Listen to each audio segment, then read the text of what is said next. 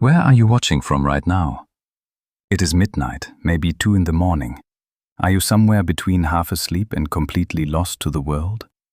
Then you have come to the right place. Dim the lights. Turn down the brightness on your screen. Let the modern world dissolve for a little while. Because tonight we are going somewhere that existed before time zones were ever conceived.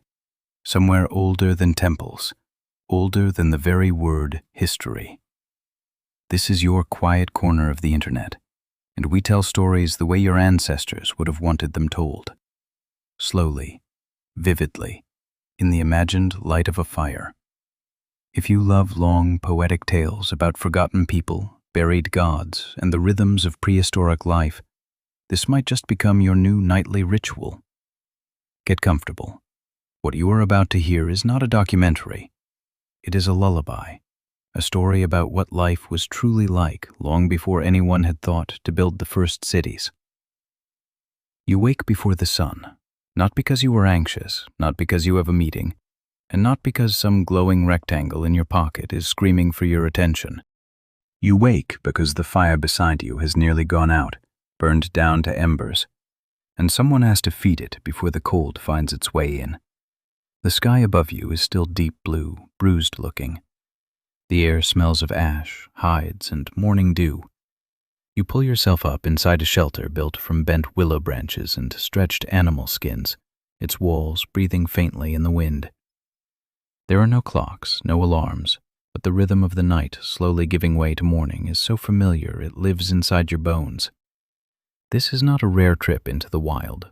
This is your life, and it was the life of your ancestors for tens of thousands of years. It is roughly 10,000 years before the Common Era. There are no cities, no empires, no governments, no temples, no roads.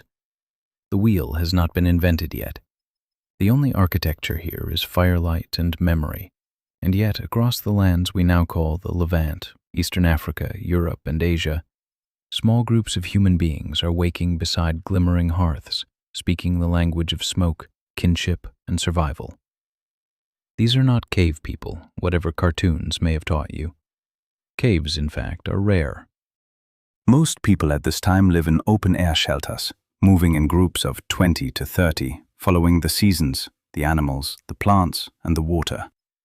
Everything they need they carry with them: stone tools, baskets sewn with gut thread, spears wrapped in sinew, dried roots, seeds.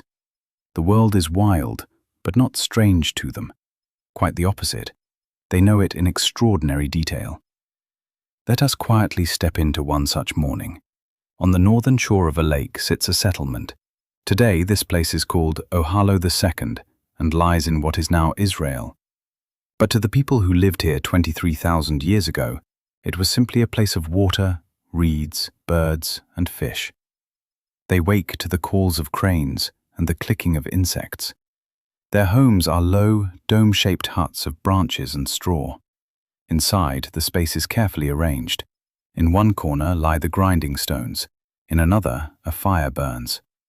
The ash has been swept neatly to the side, and the sleeping mats, woven from reeds and grass, are spread nearby. Animal bones rest close by, mostly from gazelle and wild boar. The hearth still holds warmth. Sometime in the night, someone buried the coals beneath a layer of ash. This is no accident. It is skill. Starting a fire from nothing is hard. Keeping one alive is a true art. Here, fire means more than warmth and cooking. It is at the center of all life. Where there is fire, there is life. Where smoke rises, it is safe. Another group, living further north, near what is now the Czech Republic, wakes beneath a different sky. Along the rivers of the Vestonica region, more than 30,000 years ago, people lived at the very edge of a glacial world. Their shelters were more complex, frameworks of mammoth bone insulated with clay, furs, and turf. Here, among the Luss Hills, people not only hunted mammoths and reindeer, but created something remarkable: the oldest known fired ceramic figurines in the world. Small, stylized, often depicting women. We do not know what they meant, but we know they were deliberately shaped. They were placed in hearths and kilns, and sometimes they shattered in the firing. Were they offerings? Were they the first expressions of personhood, fertility, and memory? One thing is clear. This world was not brutal and mindless. Art already existed, and it lived beside the fire. Daily life was not chaotic. It followed the sun, the seasons, and the needs of the group. In the morning, the oldest and the youngest might stay in camp, tending the coals, drying fish, preparing fibers, mending nets. The others would go out in small groups to gather wild barley, nuts, berries, and roots. These women and men were botanists without books. They knew which plants were first to sprout after rain, which roots needed roasting before they were safe to eat, which plant would calm a stomach or help stop bleeding. They walked barefoot but carried a map in their minds, not of roads, but of the connections between plants, rivers, birds, and time. To think of these people as less intelligent than us is not only arrogant but archaeologically wrong. Their brains were identical to ours. Their lives demanded a depth of knowledge, memory, and capacity for cooperation that most of us simply would not survive. The younger adults and older adolescents, those already strong enough to run long distances, track prey, and endure hardship, might go out to hunt. They read signs, a broken branch, a hoofprint, the scent of urine carried on the wind. Their weapons were simple but far from primitive. By this time, people already used microliths, tiny stone blades set into wooden handles like jagged teeth. Some had invented spear throwers called atlatls, which allowed them to throw farther and with greater force. The bow and arrow would come later. Even so, the hunt did not end in success every single day. In truth, plants made up the foundation of the diet, not meat. Hunting was honored, but dangerous and unpredictable. Yet a successful kill fed the entire group. Through the day, people fermented food, dried meat, sharpened tools, and told stories to the children, who noticed everything and never stopped asking questions. There were no schools, but learning never paused for a single moment.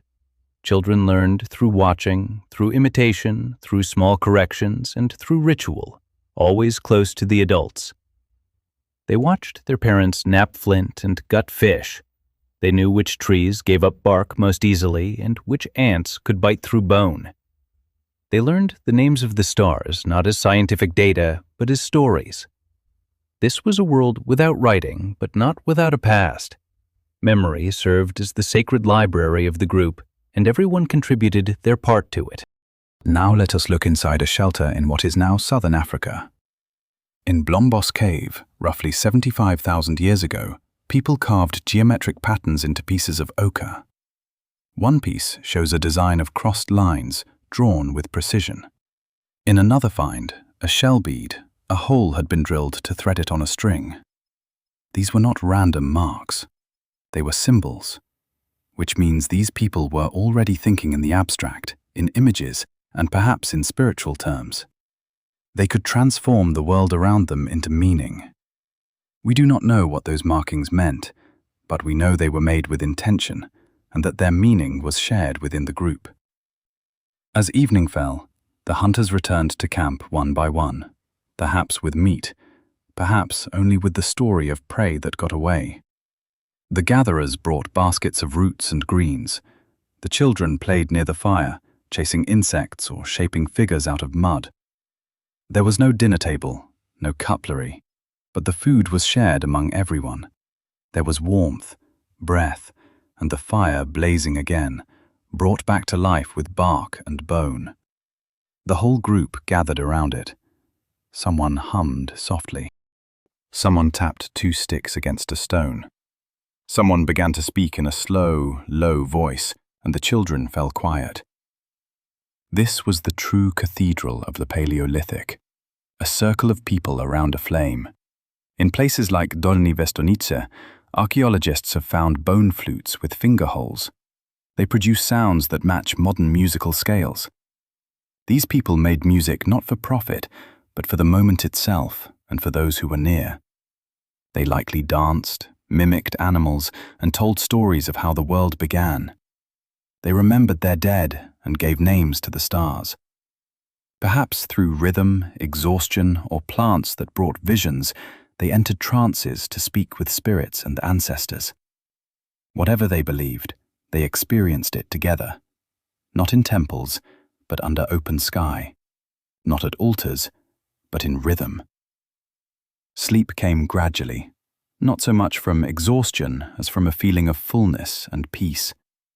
People curled up near the coals, wrapped themselves in hides, and drifted off to the sound of breathing, wind, and stories that had been left unfinished. There were no doors to lock, no distant sirens, but safety came not from solitude, but from closeness.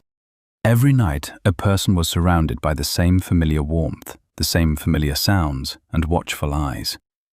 If a predator came near, someone would notice. If a child cried out, someone would wake. This is not a fairy tale, and it is not a utopia. There was danger, loss, and illness. But it was not a world of endless scarcity either. Archaeological evidence, from isotope analysis of bones to the remains of seeds and tools, shows that the diet of these people was more varied and more nutritious than that of the first farmers who had come after them. They were lean, strong, and constantly in motion. They lived inside nature, not on top of it. More than 95% of all human history was spent this way. Wandering, gathering, hunting, laughing, suffering, singing, mending, and remembering. Everything moved slowly, not out of isolation, but by necessity. There was rhythm in all things, not from superstition, but from a deep sensitivity to the world. Time was not counted, it was felt. And then something changed. Not overnight and not everywhere at once, but a balance began to shift. Groups stayed in one place for longer. Season after season they returned to the same camps. They began to tend wild plants. They noticed that seeds fallen near the camp would sprout. People began to settle, and when they settled, they stopped wandering. When they stopped wandering, they began to measure. The future was no longer about returning. It became about planning ahead. Time hardened, and with it, the soil hardened, and the stories hardened too. But that comes later.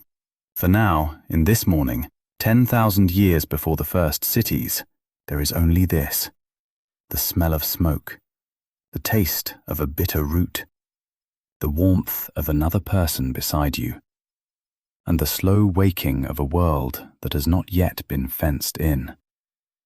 Before kings, before clocks, before gods, there was this life, shaped not by stone walls but by flickering fire and the memory of how to keep it burning. People had no notebooks, they used no spreadsheets, they did not record the seasonal changes in bark thickness or the migration paths of animals into leather-bound journals with bone bookmarks. But the people who lived around 10,000 years before the Common Era knew the land far better than most of us know the rooms of our own homes. They moved through forests, along riverbanks, and across open, wind-swept plains, not with a desire to dominate, but with the ease of those who have long known every place. They did not extract wealth from the earth. They held a conversation with it. They knew which berries appeared first after the snow melted, which roots would release poison if not boiled twice, which birds called out before rain, which mushrooms grew only where lightning had once struck. They did not memorize this for an exam. They lived it, because not knowing meant no food, and no food meant death. For a person of the Paleolithic, knowledge of the land was not a hobby. It was inheritance, apprenticeship, and devotion. And here is what is extraordinary. They remembered all of it. For hundreds of thousands of years, human beings survived in the most varied conditions imaginable, from snow-buried tundra to equatorial jungle, not through machines or grain reserves, but through knowledge. This was deep knowledge that lived in the body itself. Plants were understood not as names, but as relationships. Stones were not objects, but future tools. The earth was not a landscape, but a history. And that history passed from mouth to ear, from hand to hand, from one season to the next. Modern archaeology offers us a glimpse into that world, not through books, but through microscopic traces. A single tooth from a woman who died 30,000 years ago can tell us what she ate. Pollen particles on a flint blade reveal when it was last used. Residues in the grooves of a grinding stone show which seeds were crushed on it and which were discarded. These are not guesses. They are chemical signatures, verified and confirmed by researchers. And they reveal a remarkable truth. The Paleolithic world was not a world of brutal scarcity. It was more like an enormous table set by nature itself.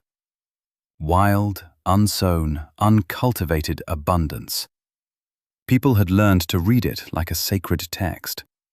The stereotype says men hunted and women gathered plants. In reality, things were far more complex.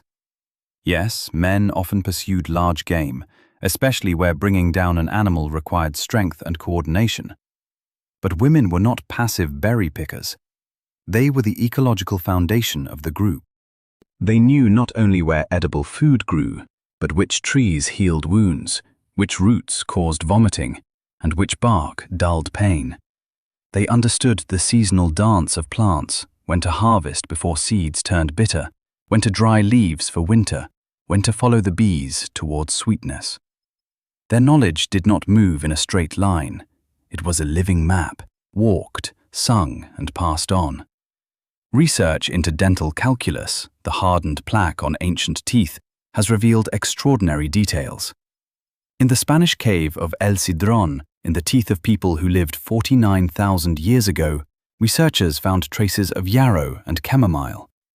These plants provide almost no calories, but they have medicinal properties, which means they were consumed deliberately, with an understanding of what they do. In other remains, traces of water lilies appear, plants containing natural compounds capable of altering perception. Were they taken during rituals, to ease pain or bring on visions? We do not know.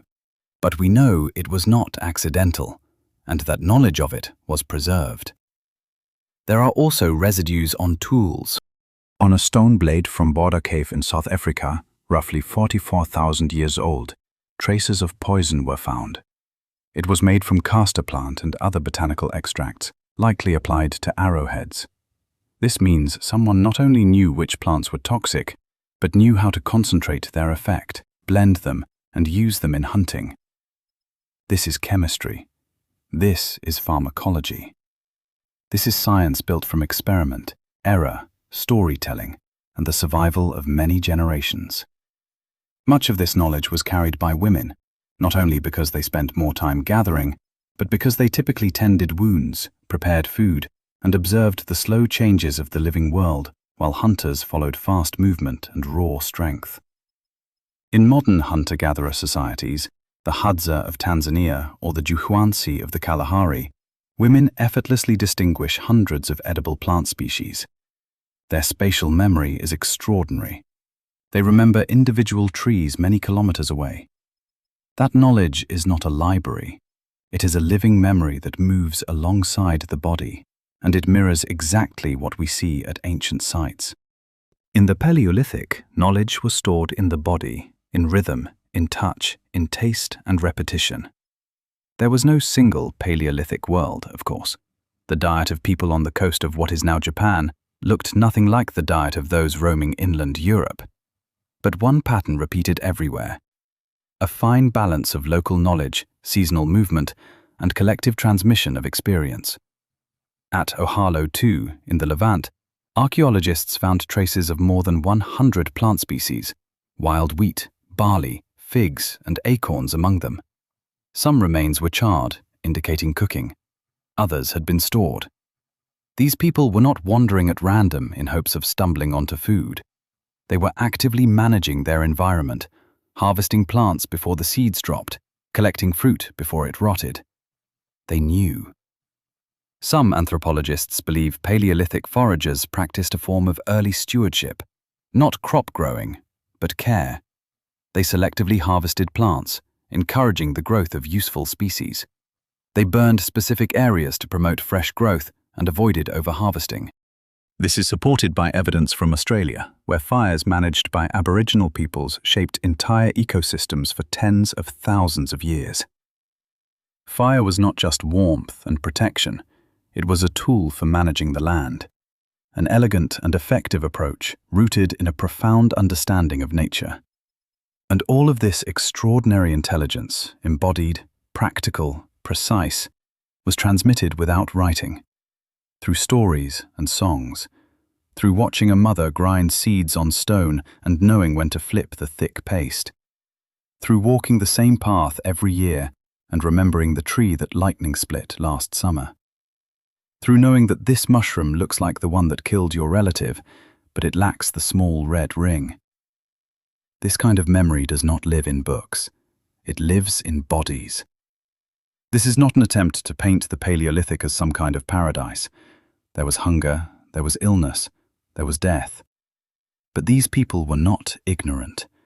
They were not stumbling blindly through the dark. They tracked stars, memorized riverbeds, shared knowledge, managed ecosystems, and told stories that held more information than any scroll. Their encyclopedias were the elders. Their search engine was the circle around the fire. Today, we tend to think of intelligence as abstract thought, equations, theories, computational logic. But the Paleolithic mind was grounded in context, sensation, and meaning. Forgetting which berry is poison or which root eases pain meant putting the entire group at risk. So they did not forget. They remembered everything and repeated it again and again until the knowledge became the rhythm of their footsteps, the words of ceremonial songs, and the shape of their tools. The world was not a wilderness to them. It was relationship. It was kin. And perhaps that is the hardest thing to grasp for those of us living 10,000 years later. People without writing, cities, schools, or the scientific method knew more about their local nature than most of us know about our own backyard. That knowledge was born not from competition, but from continuity and respect. Every morning it was carried forward by feet touching the earth, eyes searching the trees, and hands going into the soil. These people had almost nothing, and yet somehow they knew everything that truly mattered. They were not crude savages. They were not slow, dirty, grunting caricatures still waiting to become human. They were us, only barefoot, lit by fire and unburdened by asphalt and screens. The myth of the dim-witted caveman is one of the laziest stories of modern life, a bedtime tale we tell ourselves to feel superior and justify our anxiety under fluorescent lights and the merciless pace of the calendar. But the archaeological record says otherwise. People living 20,000 years before the Common Era were not aimless scavengers. They were precise tacticians, stewards of nature, inventors of social life, and artists and engineers of survival. Start with hunting, because this is where imagination most often drifts into fantasy. The word hunter conjures a lone man with a stone club crouched in the bushes. But real Paleolithic hunting was collaborative, deliberate, and technically sophisticated. At Boxgrove in southern England, people who lived roughly 500,000 years ago left behind not just hand axes. They left a horse shoulder blade with a clean, penetrating wound from a direct spear thrust. This was not scavenging. It was purposeful hunting, requiring skill, precise timing, and coordinated effort. Move forward now to Schöningen, in what is now Germany, roughly 400,000 years ago. Archaeologists there found wooden spears over 2 meters long, carefully shaped, balanced, and weighted like modern javelins. This level of craftsmanship reflects an understanding of how objects move through the air. The tip of one spear had been hardened in fire. Others were made from the lower portions of spruce trunks, where the grain runs straight and the wood is strongest. Nearby lay the butchered remains of horses. This was not random violence. It was a premeditated ambush. The group likely took positions near a watering hole and waited. When one animal spooked and bolted, the others followed, and then the hunters struck. These ancient hunters had no metal, no engines, no satellite navigation. What they had was memory, observation, and extraordinary patience. They understood animal behavior not from textbooks, but from accumulated generations of watching. They mimicked bird calls, read hoof prints in mud, tracked wind direction, located water sources, mapped herd movements, and knew every escape route. In cold regions, they followed reindeer migrations. In warmer ones, they moved with wild boar, elk, and even mammoths. Hunting was not constant. The evidence suggests large kills happened only occasionally, and plants remained the reliable daily food source. But when a hunt began, it looked more like a carefully rehearsed performance than chaos. Around 40,000 years before the present, something shifted. Tools became lighter and more specialized. In some regions, the atlatl appeared, a spear thrower carved from bone or wood, functioning as an extension of the arm that multiplied throwing force and distance. It allowed projectiles to fly faster and farther, reducing risk and improving accuracy. The oldest known atlatl fragment is more than 20,000 years old, and they came into wide use during the Upper Paleolithic. Later, in some areas, the bow and arrow appeared, a genuine revolution in range, stealth, and precision. These tools were not obvious inventions. They had to be designed, tested, and gradually refined. The bow in particular depends on tension, compression, elasticity, and angle, and all of this had to be taught. A bow cannot be invented by accident. It is perfected through failure, mentorship, and memory, which means knowledge was not personal property. It belonged to the culture and was shared by everyone. Life in the Paleolithic ran on teaching, not on keeping secrets. You showed your brother or sister how to nap a point, guided a relative in sinew binding, corrected a child's stance before they hurt themselves. But there is one aspect of Paleolithic life that the modern mind finds difficult to accept. Despite all the energy that went into hunting, gathering, tool-making, and seasonal movement, Paleolithic people probably worked less than we do. Anthropologists studying modern forager communities, the Kung of southern Africa or the Ashe of South America, consistently find that subsistence takes roughly 20 to 30 hours a week, about 4 to 5 hours a day. The rest goes to rest, ritual, conversation, and repair, activities that a modern economy would call idleness. Survival required effort, certainly, but it was not the endless, dissociated labor of post-industrial life. The work was physical, seasonal, and shared. Exertion was followed by rest. The rhythm was set by the world itself. When the sun grew too hot, people stopped. When rains came, they moved on. In times of plenty, they stored. In times of scarcity, they walked farther. There were no messages to check at midnight, no second jobs, no manufactured urgency. And by the end of each day, they were not merely surviving. They were singing, carving, dancing. The same hands that skinned a gazelle could trace a reindeer on limestone. The same eyes that caught movement in tall grass could watch shadows dance across a cave wall. This was not a world of mindless toil. It was a world where labor and meaning lived side by side, never at odds with each other. Let us return to the data. Analysis of Paleolithic skeletons reveals powerful muscle attachment points. These people were strong not because they lifted weights as exercise, but because their entire lives demanded movement. They squatted, hauled loads, walked, climbed, and carried heavy things. Yet their joints show fewer signs of repetitive strain than those of the first farmers, whose days consisted of grinding grain, tilling soil, and endlessly repeating the same motions. Farmers suffered more frequently from arthritis, while gatherers more often breathed fresh, open air. What about the brain? The average endocranial volume, the internal space of the skull, in late Paleolithic people equals our own, or even slightly exceeds it. This does not mean they would have scored higher on a modern intelligence test, but it completely dismantles the idea of their biological inferiority.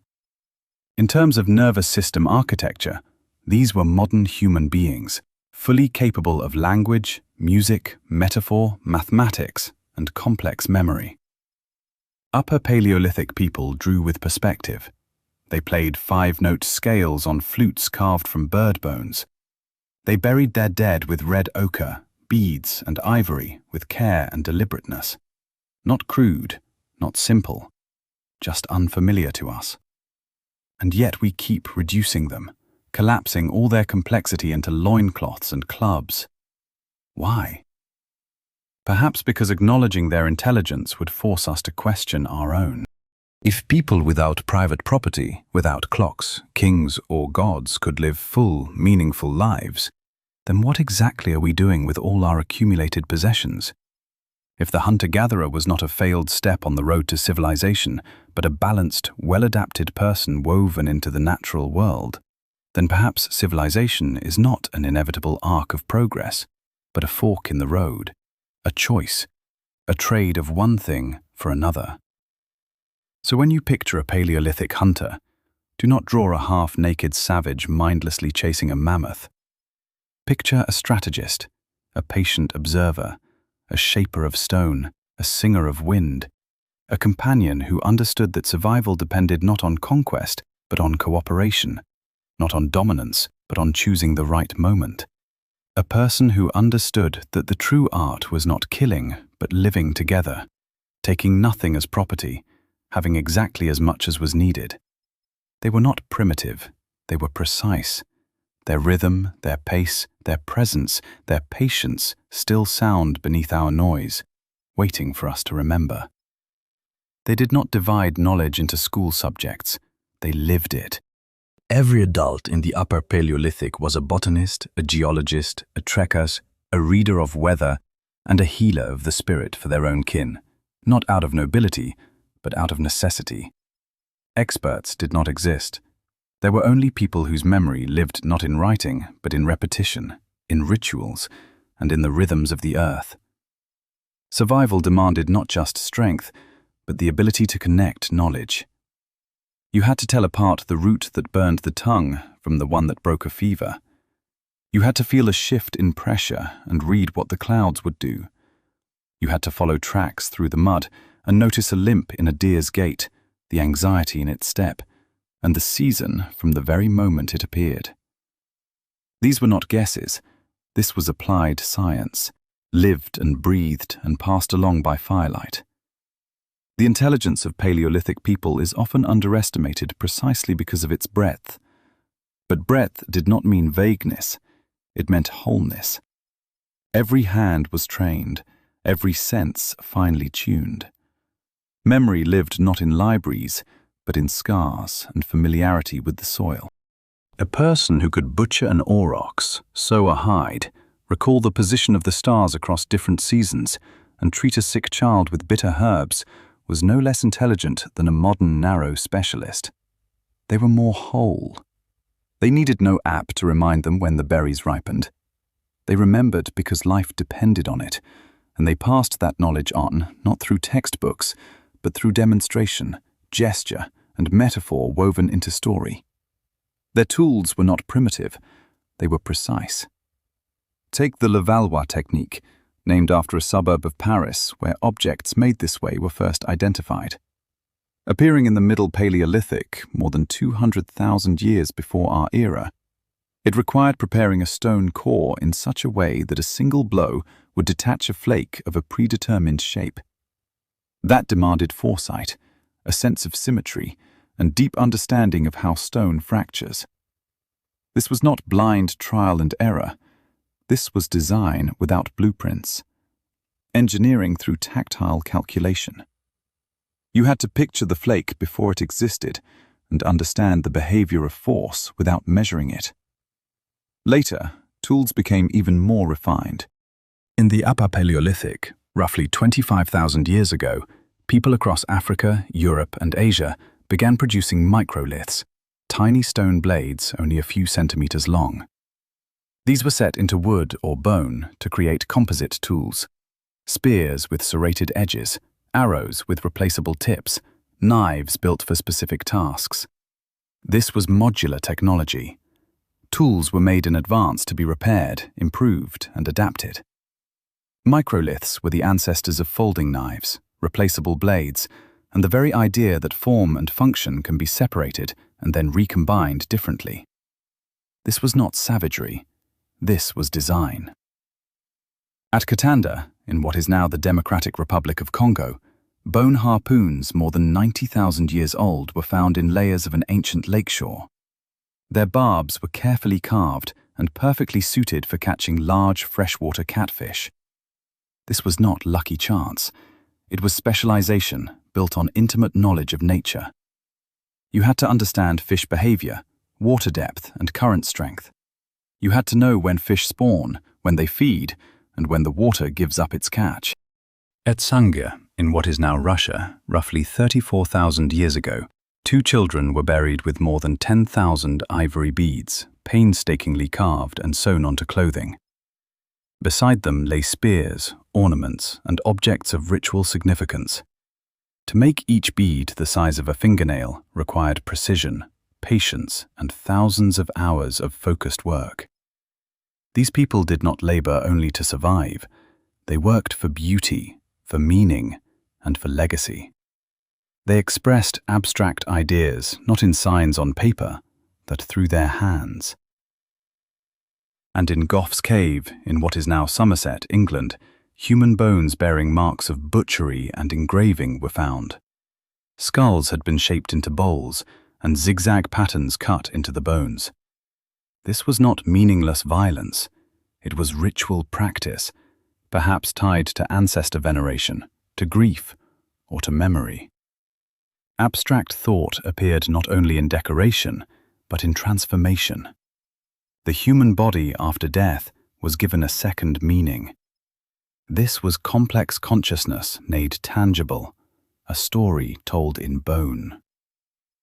All of this, from harpoon to bead, from spear tip to flute, came not from abstract theory, but from hands that repeated, refined, and remembered.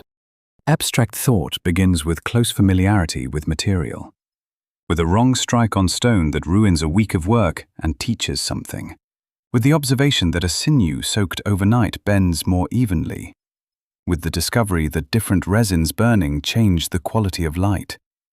These were experiments repeated every day across generations. The Paleolithic was a laboratory without walls and a university without books. Every family was a research institution. Every fire was a class. Music existed too. It simply left almost no trace. But traces do remain.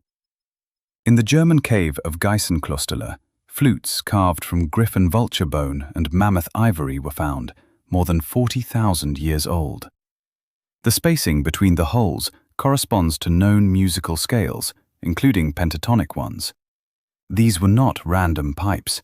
They were tuned instruments, and creating them required understanding pitch, acoustics, and breath control. The maker of such a flute had to know not only shape, but sound. The listener had to understand not just notes, but meaning. Song requires tuning, rhythm requires repetition, and the ancestor of melody is memory. In every carved line and smoothed edge, abstract thought is at work, not as philosophy, but as process and discipline. Paleolithic people did not need to invent algebra to think mathematically. They applied geometry in every thrown spear, every worked core, every symmetrical ornament. They understood the properties of materials not through theory, but through tactile memory, how rock bends before it breaks, how bone splits under pressure, how a blade slides more cleanly when the edge follows an arc. They also knew the sky. Astronomical marks on bones and cave walls speak of lunar observation, understanding of seasons, and reflection on the structure of the world. The so-called Venus of Losel holds a horn with 13 notches, possibly marking lunar months. At other sites, counting marks align with solstices. These people were not composing calendars in the modern sense, but they understood time through cycles, observation, and life lived in accordance with what the sky reflected on Earth. Their clocks were the bodies of animals, the shape of the moon, and the smell of rain. And they were teachers. Knowledge belonged not to the individual, but to the whole group. Children learned by doing, given small knives, small flint cores, and time to make mistakes. A first broken scraper brought no shame, only quiet approval when the hand finally found the right angle. Learning was action, shared experience, part of the body itself. Elders did not become useless. They were libraries, keepers of memory, carriers of song paths, trails, plant cycles, and histories who taught through metaphor. If you did not remember a story, you might not survive the winter. If you did not pass it on, you condemned your people to forget how to fish when the river changed its course. The modern mind often misses the point. Universal knowledge is not shallow knowledge. It simply goes deep in a different direction, freely connecting areas we have grown used to keeping separate. It ties stars to seasons, plants to illness, tools to stories. It holds together a world where you need to own nothing, because everything necessary is stored in the body, the community, and memory. Paleolithic intelligence was immersed in a current of wholeness, and in that sense, they were perhaps wiser than we are. In an age of extreme specialization, we have forgotten how to be whole. We delegate responsibility, fragment the world, and forget. They remembered. They remembered how stone fractures, how fire flickers, how fish behave, and why grief needs a song. They inscribed all of it into the world around them, so that someday we might remember too. The cave dweller is a myth, not because people never went into caves, but because the idea of permanent life beneath dripping stalactites amid guttural grunting is a modern fantasy, half insult and half misunderstanding. The truth is softer, smarter, and far more mobile. Caves existed, but served as backup options, shelter in bad weather, a seasonal refuge, or a convenient gift from the land, not as the standard home. The real dwelling of the Paleolithic was built by hand, held together by memory, and made from whatever the earth provided. To understand where we truly slept before walls existed, we need to let go of the romantic image of the cave and look at the archaeological evidence without modern assumptions. Imagine life without permanence, without a postal address, a fence, or a rental contract. Paleolithic life was mobile, seasonal, and practical. People moved in step with herds, with the flowering of plants, with the retreat of ice. Home was not a structure, it was a recurring order. Shelter was raised when needed and then left behind, the way a bird leaves a nest, not because it failed, but because life moved on. At Terra Amata, on the Mediterranean coast near what is now Nice in France, traces of built dwellings roughly 400,000 years old were found pressed into ancient sand. These were not caves, they were long oval huts with frames made from wooden posts driven into the ground, likely covered with branches, leaves, or animal skins. The evidence lies in changes in soil color, rows of post holes, and the remains of hearths at the center. A classic layout that appears again and again at Paleolithic sites. The architecture was simple, but it was architecture nonetheless.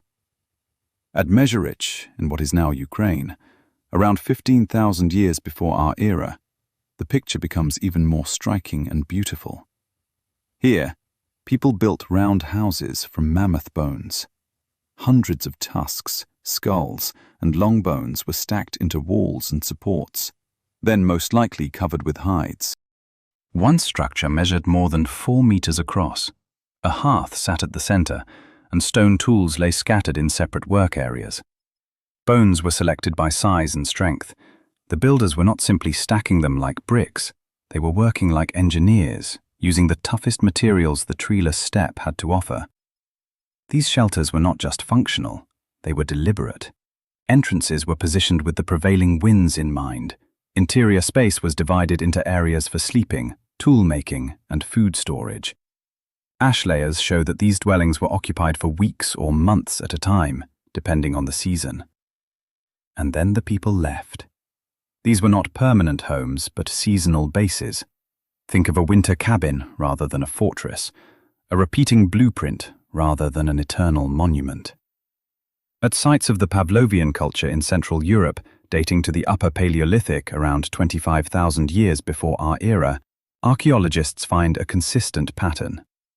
Semi-subterranean structures clustered together, partly dug into loess soil, supported by frames of wood or bone, and covered with sod or hides. These people lived in cold, open spaces where trees were scarce and mammoths were plentiful. They adapted, sinking their dwellings into the ground to hold heat, and using mammoth bones not as trophies, but as building material. The architectural toolkit included tusk, rock, and fire-hardened wood. This was not a culture of caves, but a culture of movement, of leaving a light footprint on the land. A modern house cuts into the landscape and stays there, while a Paleolithic shelter adjusted to it. When the season changed, people moved on, and the structure either decomposed or was used again. Some ethnographers call this minimum footprint architecture. It left little behind not because it was primitive, but because it was efficient. A dwelling like this was an event, not a thing. The cave, for all its dramatic appeal, was often too wet, too dark, and too smoky. There are, of course, famous exceptions: Lascaux, Chauvet, Altamira. People came to those caves, painted them, and returned to them. But even these may have been sanctuaries, places of ritual or winter refuge, rather than year-round homes. Most of the magnificent paintings are located deep inside cave systems, far from anything convenient for daily life. Crawling through narrow, pitch-black passages with an animal-fat lamp is not a way to put a baby to sleep. That was the path towards spirits, ancestors, and mythic animals. In that sense, the cave was a temple, not an apartment building. Paleolithic people needed flexibility, and their shelters gave them exactly that. They used whatever was near. In forested areas, they bent young saplings into domes and covered them with leaves and bark. On the tundra, they used bones and hides. On marshy ground, they built raised platforms. Along some coastlines, heaps of shells became windbreaks. Shelter was about purpose, not possession. It was not decorated to display wealth. It was insulated so people would not die.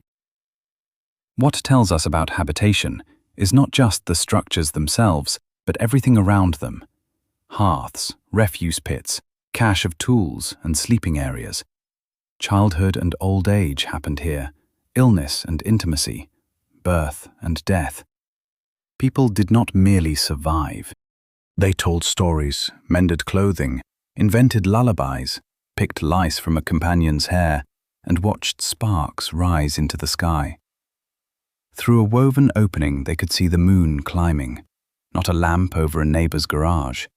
These were not stone boxes. They were nests of memory. Paleolithic shelters were also modular. At some sites, structures were raised again and again according to the same plan, as if a reusable blueprint passed between generations. A round hearth at the center, sleeping places arranged around it, the entrance facing the direction with the weakest wind, tool mapping debris concentrated in a single sector. These are patterns, not coincidences. Cultural knowledge encoded in the organization of space, likely passed on through imitation the way a child today learns where the spoons are kept in the kitchen. The mobility of these homes should not be confused with instability. On the contrary, it was precisely their impermanence that made them resilient. When a flood came, people moved. When a herd changed its route, they followed. The foundation did not hold them prisoner. They carried knowledge rather than mortgage debt. Who could build the shelter mattered more than the shelter itself. The inheritance was skill, not walls. Returning to a place where berries ripened or salmon ran, they would find the familiar clearing, remember the layout, dig the shallow post holes, and know exactly what to do. They were not just rebuilding a structure, they were restoring a rhythm. Coming home was a ritual, not a longing for an object, but a return to order, a seasonal agreement between people and land. Compare that to modern housing, where permanence is treated as a virtue. We waterproof basements, pour concrete, lay bricks, and measure stability by how long something stays in place. The Paleolithic tells a different story. There, stability lived not in structures, but in systems, in the ability to build again, rather than in forcing one thing to stand forever. These people were not homeless. They were housed by the entire system of living itself. And yet the myth of the cave dweller persists, despite the evidence. Perhaps it flatters us. The cruder our ancestors seem, the more brilliant we feel by comparison. If they lived in caves, then surely our suburbs represent a triumph. But what if they did not? What if their homes were better aligned with wind and sun than our boxes within boxes? What if mobility was not a limitation, but an advantage? What if the absence of ownership made them freer? Their shelters left so few traces that archaeologists must work harder than when studying caves. But the traces are there. Stone-ringed hearths, patterns of post holes and soil discoloration, ash layers, arranged bones, wear marks on stone floors. Look carefully, and the ghosts of domes, huts, and hide-covered shelters take shape again before your eyes. And what you see is not poverty and absence, but deliberate, repeatable, environment-responsive design. So the next time you hear the phrase caveman, picture instead someone digging post holes into soft loess, a woman bending young trees into a dome, a child lashing a mammoth rib with sinew to make a windbreak. Picture hands that are not helplessly groping in the dark of ignorance, but shaping space with intention, memory, and grace. They slept before walls existed, and they slept well. No calendars hung on cave walls, no school bells rang, no age-based classrooms existed, no color-coded flashcards, and yet the human species survived. More than that, it flourished for tens of thousands of years before the first city, before the first proper schoolroom, before childhood even existed as a period separated from real life. In the Paleolithic world, time did not divide the generations, it wove them together. A child was not a student. A child was a shadow, small, observant, a curious echo following adult bodies and learning through the rhythm of imitation and presence. It was upbringing without clocks, education without curriculum, and yet the species held its memory intact.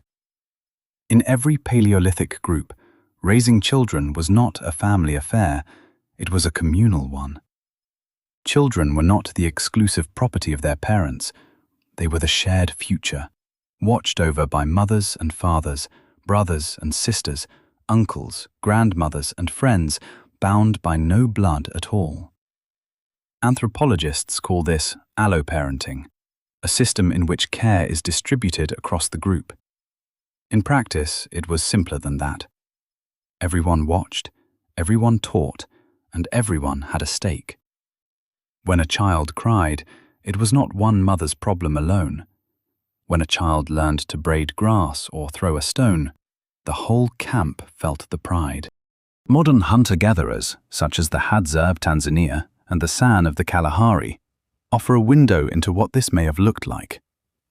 Among the Hadza, infants are rarely put down alone. They are carried constantly, held skin to skin, surrounded from their first days by the sounds, smells, and conversations of the adult world. Toddlers are not confined or monitored at every step. They roam, explore, and return. Children a little older, typically between 4 and 7, begin joining adults on foraging trips, learning plants, the logic of trails, and the tracks of animals long before any formal explanation is offered. Among the San, stories told around the fire serve as the night's education, an oral curriculum rich in metaphor, humor, taboo, and survival knowledge. Children do not ask to be entertained. They ask to understand, and they receive answers. Archaeological evidence lines up with these observations. Wear patterns on small tools from a number of Paleolithic sites show that they were handled by young or inexperienced hands. Scrapers, blades, and points bear signs of learning. Unevenly removed flakes, inconsistent pressure, hesitation in the napping. These are not simply mistakes. They are childhood preserved in stone. They tell us that children practiced alongside adults, absorbing the fine motor skills required for toolmaking not in isolation, but in the midst of shared work. No less telling are the healed injuries found on the skeletons of elderly individuals. At Shanidar Cave in what is now Iraq, a Neanderthal was found who was over 40 years old, deeply aged by the standards of that time. He had suffered a serious head trauma, had a withered arm, and was blind in one eye. With those limitations, he lived on and thrived. Someone helped him, carried him, fed him, cleaned his wounds. And this is not an isolated case. Across Europe and Asia, Upper Paleolithic burials regularly include people who lived long past fractures, with degenerative disease and even amputations. The group did not abandon the weak. It adapted. This reshapes our understanding not only of child-rearing, but of humanity itself. Care did not stop at the threshold of old age or circle back only to infancy. In a world with no formal count of years, life was measured by seasons, by skills acquired, and by relationships preserved. The question was not how old someone was, but what they knew, what they could do, and how many winters they had seen. Elders were not isolated in institutions. They were encyclopedias, keepers of song paths, of places where edible roots grew, and of histories that made death less frightening. There was much that could be lost, and the best way to guard it was to raise it inside a living archive. The age segregation so characteristic of modern schooling did not exist. A 6-year-old might play with an infant one moment and sharpen sticks beside a grandmother the next. In that weaving together of generations, knowledge flowed freely. Everyone was both teacher and student. If you could not skin a rabbit, you went hungry. The stakes were higher than any exam, but the support was stronger than any curriculum. Ethnographic research shows that in certain areas, hunter-gatherer children learn faster than their modern counterparts. Not earthquakes and writing, but the ability to read the environment. A Hadza child of 10 can name dozens of plant species, identify animal tracks, recall seasonal cycles, and mimic birdsong with remarkable precision. This is not an innate gift. It is the result of practice, repetition, continuous observation, and necessity. That kind of intelligence is shaped by landscape, not by standardized testing, and it remains whole rather than merely practical. Alongside gathering skills, children absorbed moral lessons through stories about the tricks of animals and the times of the ancestors, teachings about greed, betrayal, moderation, and balance. Among the San, the tale of the mantis and the moon instructs not only in how the world is made, but also in humility and impermanence. A child listening does not simply receive a myth, they receive a way of being human. Without clocks, time was understood through patterns, the changing angle of the light, the rhythm of migrating birds, the difference in pace between early and late roots. Children never needed to be told what time it was, they simply knew. The body absorbed rhythm long before the mind gave it a name. Waking and sleeping, gathering food and sharing it, these weren't boxes on a schedule, but the pulse of a shared life. Raising a child without clocks didn't mean raising them without order. Order was woven into the world itself. Even play had a purpose. Children fashioned tiny tools, mimicked the adults around them, acted out hunts and plant gathering. These games weren't trivial. They were rehearsals for life. And they happened in the same spaces where adults worked. There were no children's institutions. There was shared space, shared air, and shared history. The camp was at once a school, a place of healing, and a home. It wasn't divided by function. It was held together by presence. Death wasn't hidden from children either. They witnessed it, grieved it, and carried it with them. Alongside adult footprints in the earth were smaller ones. Children were present at burials. Sometimes it was the children themselves who were buried. Their graves often speak of extraordinary care.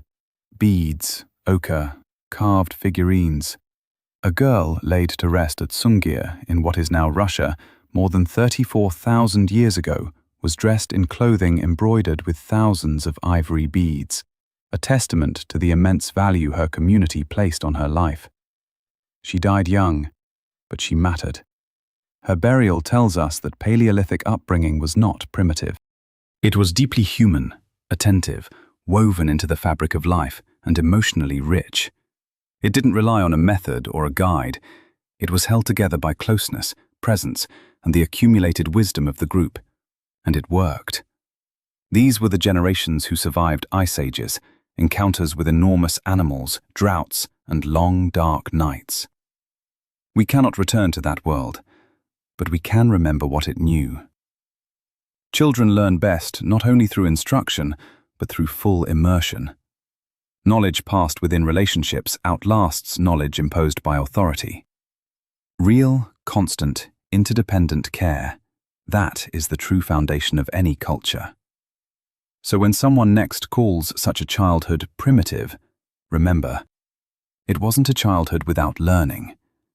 It was a childhood without walls. A life shaped not by the clock, but by the people who raised it. When the sun dropped below the ancient horizon and the sky became a shelf of memory, what followed wasn't silence. It was a different kind of life. Slower, closer, filled with meaning. Around 10,000 years before our era, there were no lamps, no screens, no clocks counting down the minutes to sleep. But there was fire. And with fire came stories, songs, and quiet rhythmic rituals of remembrance. Night didn't interrupt the day. It was its soul, and the hearth was its beating heart. For the people of the late Paleolithic, fire was far more than a means of cooking or keeping warm. It created a space, a structure without walls, a circle of safety and imagination. The hearth held back the night in every sense, psychological, social, and almost cosmic.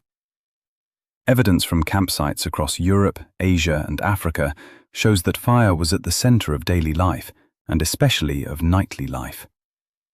In the South African cave of Blombos, ochre processing traces more than 75,000 years old speak not only of practical work, but of symbolic expression. Pigments may have colored bodies, objects, and ritual sites, all lit by flame. The night became not just dark, but painted. Stories were told around the fire. Not polished narratives with neat arcs and tidy endings, but layered oral tapestries where myth, memory, warning, and wonder were braided together. Fire cast shadows that danced like animals, ancestors, and gods. In those shadows, a child learned. An elder remembered. A group became something more than a band of foragers. It became a culture. Storytelling wasn't entertainment. It was a form of survival. Knowledge about predators, poisonous plants, migration routes, and codes of conduct passed from mouth to mouth, night after night. Fire was the first archive. But in the dark, it wasn't only stories that rang out. Music drifted over the coals. Flutes carved from vulture bone and mammoth ivory, like those found in the caves of Hohlefels and Geisenklösterle in what is now Germany, made more than 40,000 years ago, could produce a wide range of sounds. Their holes were evenly spaced, their bodies curved for better resonance. This was no accident. It was intention, skill, and joy captured in breath. Alongside flutes, drums of lightly stretched animal hides on wooden frames and struck objects kept the rhythm. Some researchers believe that certain stones at Paleolithic sites may have served as tonal instruments, producing notes when struck. In other words, the night had its own soundtrack. And with sound came movement. Dance was not merely rest, it was ritual, healing, and communication. In many contemporary hunter-gatherer societies, dance regulates community life, enables emotional expression, relieves tension, and induces trance. The San people of southern Africa still perform healing dances at the fire today, moving in circles, breathing rapidly, clapping rhythmically, reaching altered states of consciousness. If practices like these have persisted this long, one can imagine their Paleolithic ancestors swaying beneath those same stars, firelight playing across painted faces. At the hearth, language deepened too. Proto-language, the bridge between animal communication and fully formed abstract thought, may have developed at night as much as during the hunt. In the dark, nuance mattered. Whispers, imitation, metaphor. Around the flame, people mimicked animal calls, practiced intonation, turned sound into meaning. Some linguists believe the impulse to arrange events into a causal story is older than grammar itself. Its cradle may well have been fire. Imitation served not only speech, but empathy. Around the fire, people mirrored each other, expressions, gestures, moods. They attuned to one another and understood who was angry, grieving, or making light of something. This nightly closeness, repeated across thousands of years, helped the human brain develop its capacity to understand others. Firelight from below shaped faces differently than daylight did. People were recognized by how they looked in that glow, by their gaze, by the subtle shifts in their features. Here, trust was read and extended. Restoration happened here too. Yes, tools were mended, stone edges resharpened, sinew bindings retied, wooden shafts inspected. But something else was restored as well.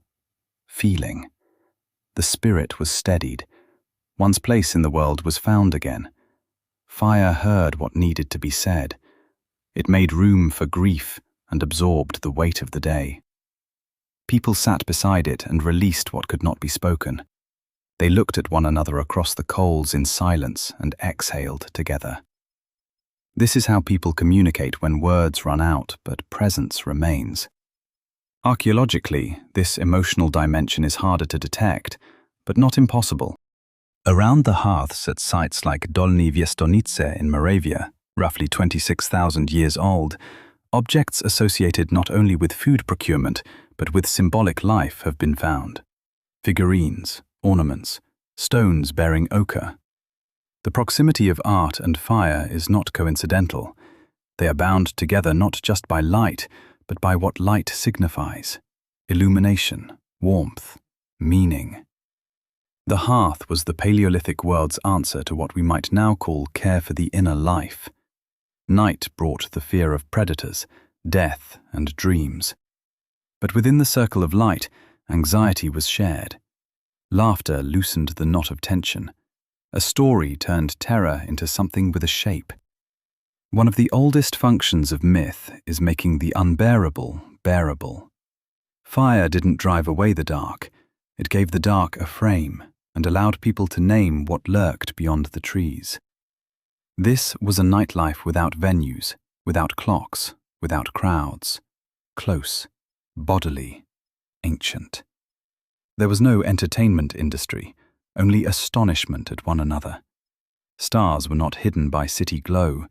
Smoke rose straight toward the Milky Way, and in that rising, people felt themselves part of something larger. Fire was the center, not only physically but symbolically. The sun brought down to earth, a center that burns without blinding. Children listened, elders spoke. People of middle years sharpened blades, mended straps, and occasionally nodded off. The group moved between silence and speech, between music and work. There was no program, no assigned time for sleep. Time flowed with the flame. When the coals dimmed, sleep came, not necessarily to a separate bed, but alongside the people you belonged to, under skins, heart beside heart. Even the ancient layers of ash have much to tell. Their depth, uniformity, and composition show that fire was used night after night, year after year. The hearth was rebuilt, but always in the same spot. The burned circle became a mark of memory, saying to whoever returned, "This is where we became people again." So when someone asks what they did at night around 10,000 years before our era, the honest answer is not less than we do, but more. They remembered one another. They watched firelight reflected in each other's eyes. They turned fear into music and silence into connection. Their nights were not made of noise, but of necessity. They were not primitive. They were foundational. Fire was not merely at the center of the camp, it was at the center of the world. And everything human, history, music, love, grief, turned endlessly around it. By the time night fell over the plains and forests of roughly 10,000 years before our era, fire had already become far more than a source of heat. It was a calendar, a heartbeat, a sanctuary, and the memory of the world. Time here didn't move forward along numbered lines. It turned slowly in spiraling cycles. The moon waxed and waned. The rains came and went. Berries ripened and disappeared. The sun unfailingly returned from the east. Paleolithic consciousness did not separate time from place, nor ritual from rhythm. The world was a breathing circle, and at its warmest center, fire burned. Before clocks, calendars, and written language, people marked time through lived experience and flame. Fire was the most reliable metronome. Coals glowed through the night and stirred at dawn. The flame set the intervals between meals, stories, seasons, and human lives. Its rhythm matched the rhythm of the body, flickering, consuming, resting, flaring again. Long inhabited hearths at places like Mezerich and Donji Viestonice preserved layers of ash accumulated across multiple generations. These were not fleeting sparks, but social pillars. The same fire was maintained for years, sometimes for entire human lifetimes, tended, fed, and honored. But it marked more than the passage of time. It was a metaphor reflecting birth, growth, death, and renewal. A flame is born through breath, grows strong, consumes its fuel, fades, and in the end returns to earth as dust or ash. For the people of the Upper Paleolithic, this was not a random feature of the world. They read meaning into it, an explanation of the circle of life. As it danced, fire told stories without words.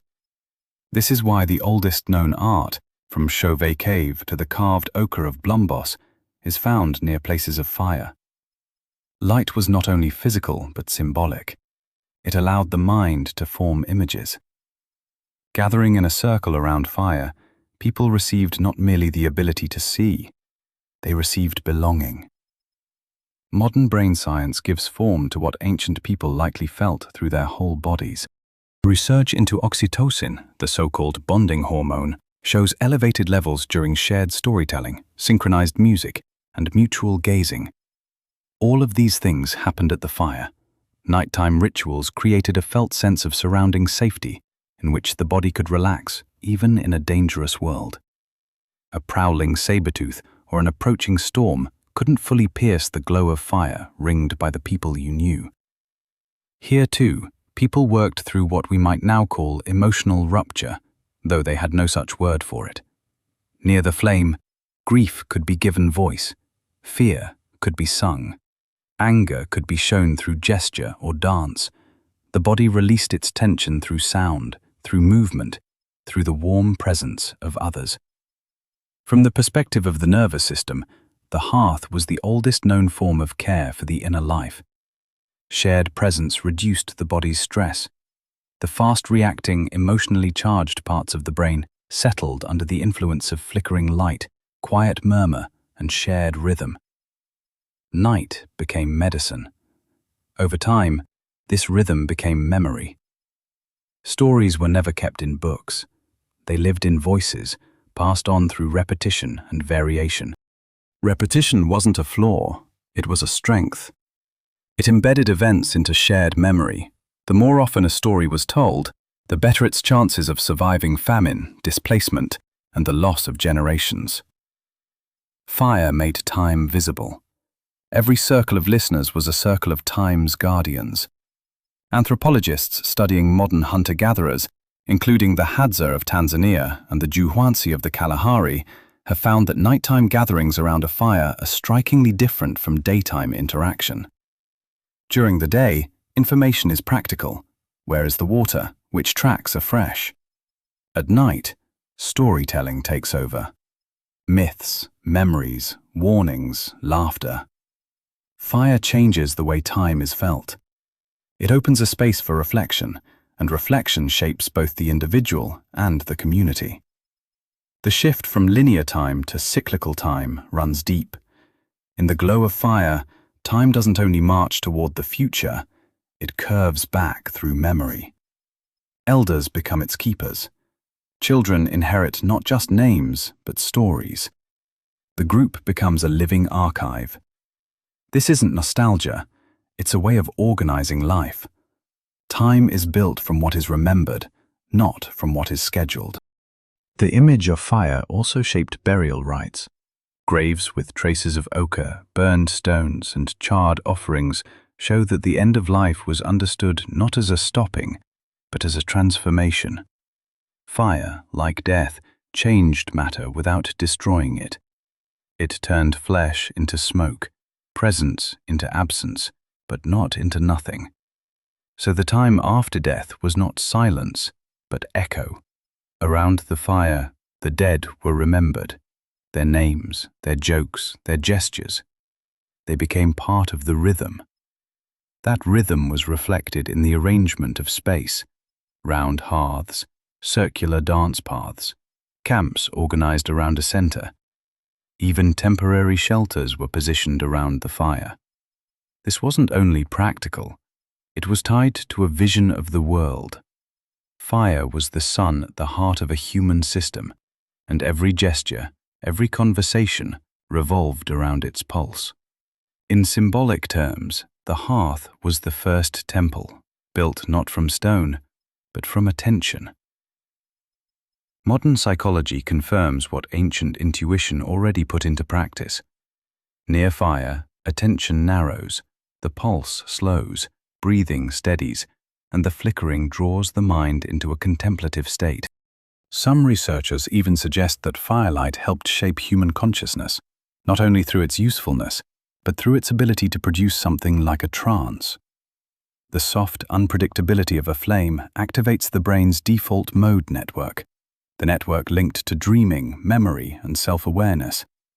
In that sense, fire was the first screen, not because it displayed content, but because it allowed reflection. It taught people not just how to survive the night, but how to imagine the world. Fire created the conditions for abstract thought, for turning lived experience into symbol. Through the lens of flame, people connected ideas separated by time. They saw stars and imagined paths. They saw firelit faces and pictured gods. They heard wood cracking and thought of change. Fire was a mirror of the mind. And so when it faded and people lay down to sleep, they didn't leave time. They entered it differently. Dreams came more easily. Fears softened. The warmth of coals beneath a hide, the quiet breathing of those asleep nearby, and the last faint sounds of resin in the wood all reminded them that the world was not a straight march forward, but a return, a circle, a season, a song. So much of what we now call the first flowering of civilization grew out of that soft orange light. Before temples, there were hearths. Before scrolls, there were stories. Before clocks, there were embers. And before history, there was memory, kept not by empires and ink, but by flame, by voice, and by time that moved not forward, but inward. Fire was the axis around which everything human revolved. Long before we raised walls, sowed seeds, or called ourselves civilized, we were not alone. Somewhere in the slowly turning millennia before the Common Era, under birch trees and a bone-white moon, another creature walked beside us. It was not summoned. It was not tamed by force. It was not bred for obedience. It was the dog. And it came not through domination, but through something far more ancient: closeness, patience, and a shared pulse of survival. Around 10,000 years before the Common Era, on the frozen banks of long-forgotten rivers, people still moved in small bands of hunters and gatherers. But archaeological sites like Bonn Oberkassel in what is now Germany show that by that time, dogs were kept not as offerings or tools, but as companions. At Bonn Oberkassel, a human and a dog were buried side by side, and both burials show signs of care. What matters most is that the dog had survived a serious illness during its lifetime. Someone had fed it, tended to it, and helped it stay alive. From an evolutionary standpoint, this was an enormous step. People weren't just tolerating a dog's presence, they were healing it. Popular accounts of domestication still sound like a story of conquest, as though some ancient person whistled and wolves obediently came running. In reality, it happened far more slowly and far more subtly. Most likely, certain wolves began approaching the edges of human camps, drawn by food scraps, warmth, and curiosity. The less aggressive individuals, those with a more tolerant temperament, were allowed to linger. Generation after generation, natural selection favored those who could live alongside people. Humans, in turn, noticed their presence. Perhaps the wolves warned of danger, helped flush prey from hiding, or simply kept warm by the fire. This mutually beneficial alliance, an evolutionary dance shared between two species, changed both of them. Humans and dogs began shaping each other. Canine muscles and snouts evolved so that expressions became more visible and easier to read. Humans responded with mirror neurons and surges of oxytocin. Modern research shows that eye contact between a person and a dog raises the levels of bonding hormones in both. This was not simply behavioral convenience. It was biochemical synchrony, a friendship written in the blood. To understand this relationship archaeologically, you have to look beyond bones to the traces of how they were used. The toothwear on ancient dogs points to a diet similar to that of humans. Remains from sites like Ust-Polui in Siberia show that dogs were given human food, scraps of meat, bone marrow, and sometimes even cooked grain. Their digestion, like ours, began to adapt. This matters. Dogs came to differ from their wolf ancestors not only in behavior, but in their ability to process food. In a literal sense, we fed their evolution. But food was not all that was shared. There is strong evidence of dogs participating in hunts. Their speed, their sense of smell, and their ability to drive prey made them invaluable partners. At some sites, dog remains are found specifically in hunting areas, not only near dwellings. These were not pets waiting by the fire, they were active participants in the hunt. Their role went far beyond affection. They cooperated with people, and cooperation required trust. But that trust was not unconditional. Ancient groups did not own dogs, they coexisted with them. The leash, the kennel, and the commanding voice came much later. Around 10,000 years before the Common Era, the relationship was probably far freer. Dogs could come and go, accompany a group for one season, and then disappear. But for as long as the alliance lasted, it shaped the very form of life. Dogs offered safety, companionship, and warmth. In return, they received food, protection, and a place nearby. The burials confirm this mutual bond.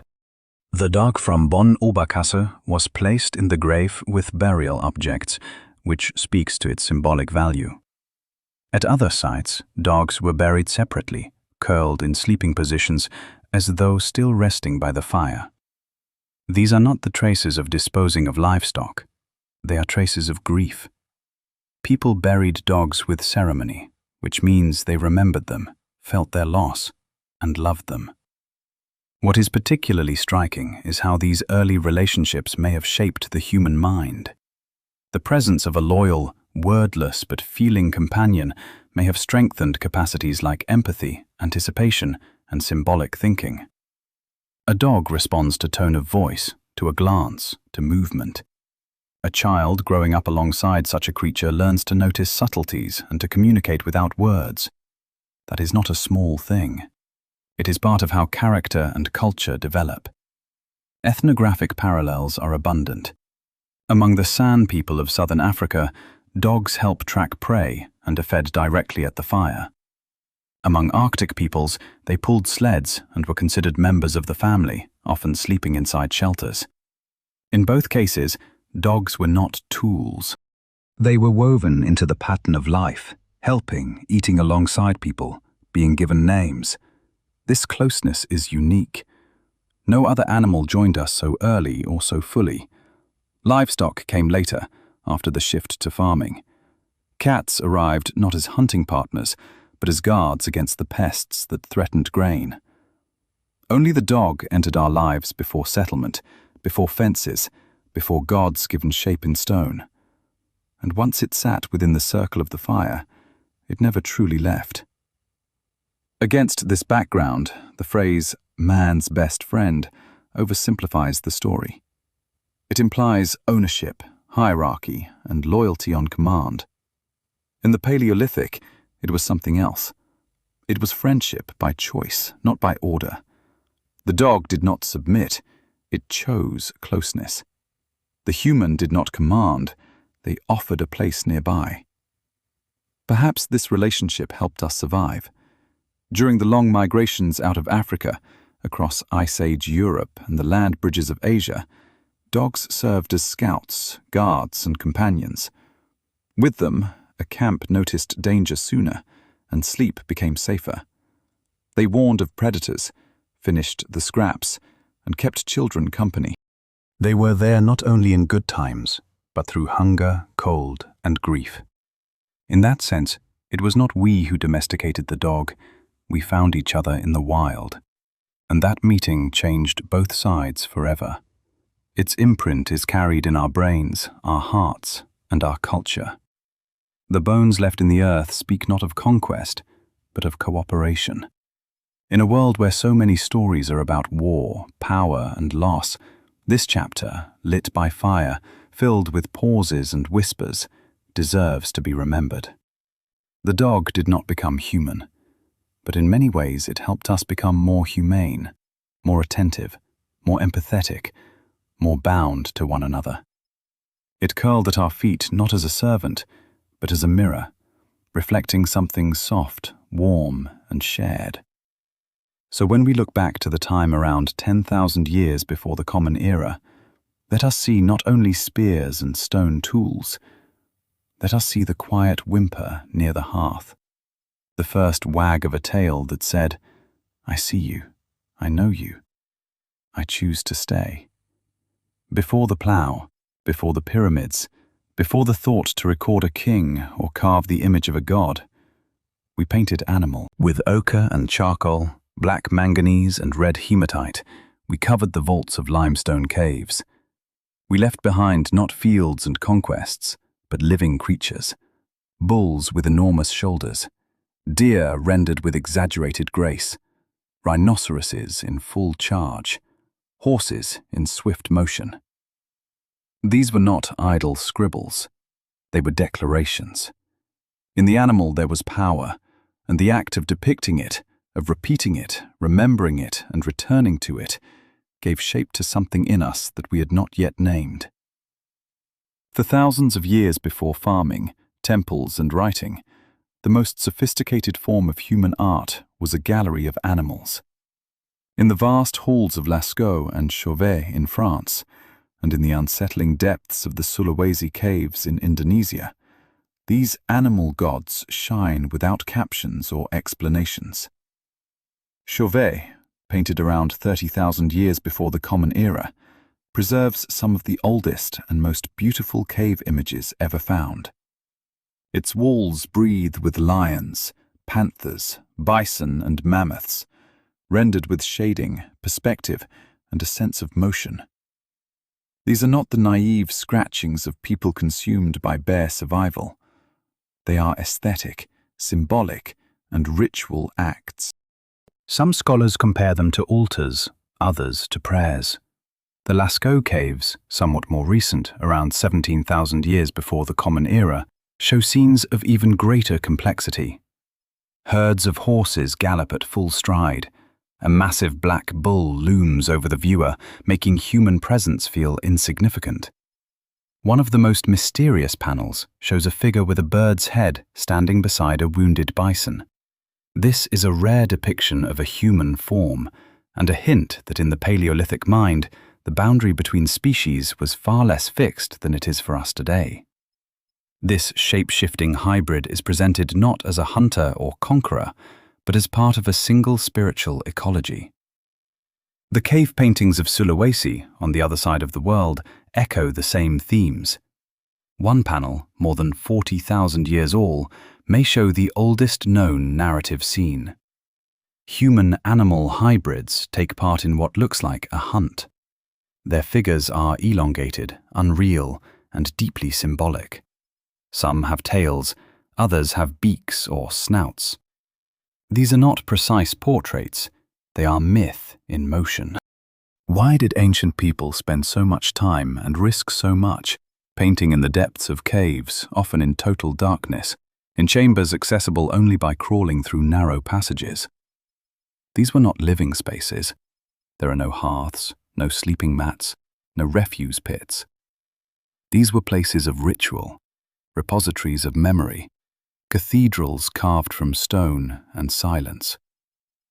One theory holds that the very act of entering a cave carried symbolic weight, a return to the womb of the earth, a descent into the unconscious, a rite of passage. The flickering light of a torch brought the animals to life. They moved with the flame.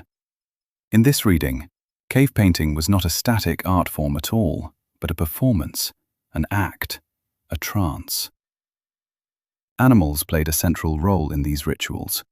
The species most often depicted were those most significant to the people: deer, reindeer, aurochs, horses. Yet actual hunting scenes are rare. The animals appear majestic, untouchable, sacred. Many bear no signs of violence whatsoever, as if drawing them meant not conquest, but reverence, or a request for permission.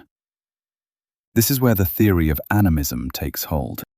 The belief that everything, animals, stones, rivers, wind, possesses a spirit. In many contemporary hunter-gatherer cultures, animism forms the very foundation of how people understand the world. The San of southern Africa tell of trickster animals and shapeshifters that erase the line between species. Among the Ojibwe of North America, dreams of animals are considered sacred messages. The roots of these beliefs likely reach all the way back to the Paleolithic. In that world, the border between animal and human, between body and spirit, was permeable. This idea is reinforced by therianthropes, beings that combine human and animal features. The classic example is the so-called sorcerer from the cave of Trois Frères in France, depicted around 13,000 years before our era. It has the antlers of a deer, the tail of a wolf, and human limbs. Some see in it a shaman in trance, merging with the spirit of the beast. Others see a mythic god or ancestor capable of taking many forms. In either case, what we are looking at is a psychology of transformation.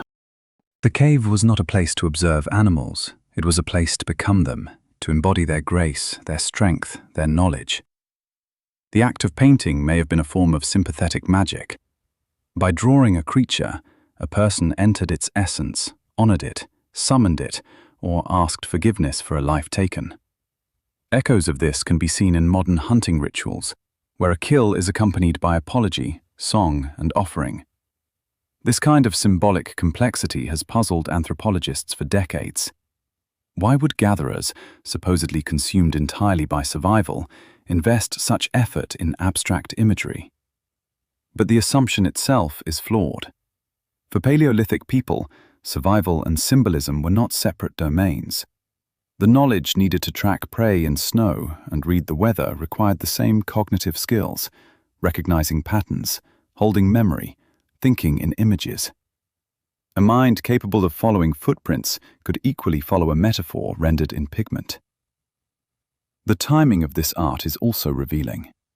The explosion of symbolic activity, figurines, beads, burial rites, cave painting, begins around 50,000 years before our era, in a period scholars call the Cognitive Revolution. This was not the birth of intelligence, but the awakening of imagination. Something changed. Perhaps a mutation occurred in FOXP2, the gene connected to speech. Perhaps population density crossed a threshold beyond which cultural traditions could rapidly flourish. Whatever the cause, art appeared, and with it, a new way of being human. And the overwhelming majority of that art is devoted to animals, not landscapes, not people, not abstract shapes. Animals came first. Even in the Venus figurines, the full-bodied female statuettes found across Eurasia, the context sometimes points to animal features and connections. The human body, when it was depicted at all, was often blended with the animal, hidden behind a mask, or left incomplete, as if the sense of self was still forming, half beast, half spirit. The idea of humans as the crown of creation would have seemed strange then. If anything was the crown, it was the animals. They showed the way, carried the stories, and returned in dreams. Their vast figures covered the cave walls, not as testimony to our dominance, but to our dependence. And that dependence was not only practical, it was emotional. To watch a herd of aurochs move across the horizon was not simply to gather intelligence for a hunt. It was astonishment. It was awe. The thunder of hooves resonated inside the chest. The breath of a predator made the lungs go still. The closeness was felt in the body. To be alive meant to be continuously aware of animal presence, their tracks, their sounds, their patterns, their movements. The animal was not an object, it was a sign. Looking at these ancient images, the wrong question to ask is what they were trying to say, as if the paintings could be translated like text. The better question is what they were trying to feel. What kind of world is one in which the same deer is painted over and over in the same place, with the same curve of muscle and tilt of antler? What kind of memory lives not in words, but in pigment? The mystery remains. We will never know the exact rites, the chants, the thoughts of the hand that traced the outline of a horse across stone. But we know one thing. The act had meaning. It was repeated, passed on, returned to, and that is why it was sacred. Long before religion, there was reverence. Long before language, there was line. Long before civilization, there was an animal and a human, watching, listening, and breathing in the same rhythm. The gods of the first world wore fur and claws, and their eyes gleamed in the dark. We painted them not to possess them, but to remember who we were before we forgot. High on a ridge in southeastern Anatolia, long before the wheel, the plough, or the written word, someone cut a circle from stone. A circle of monoliths, each weighing several tons, arranged with a precision that seemed to have no right to exist yet. Not here, not in a world without cities, writing, or even fired pottery. This is Göbekli Tepe. It seemingly should not exist in the 12th millennium before our era.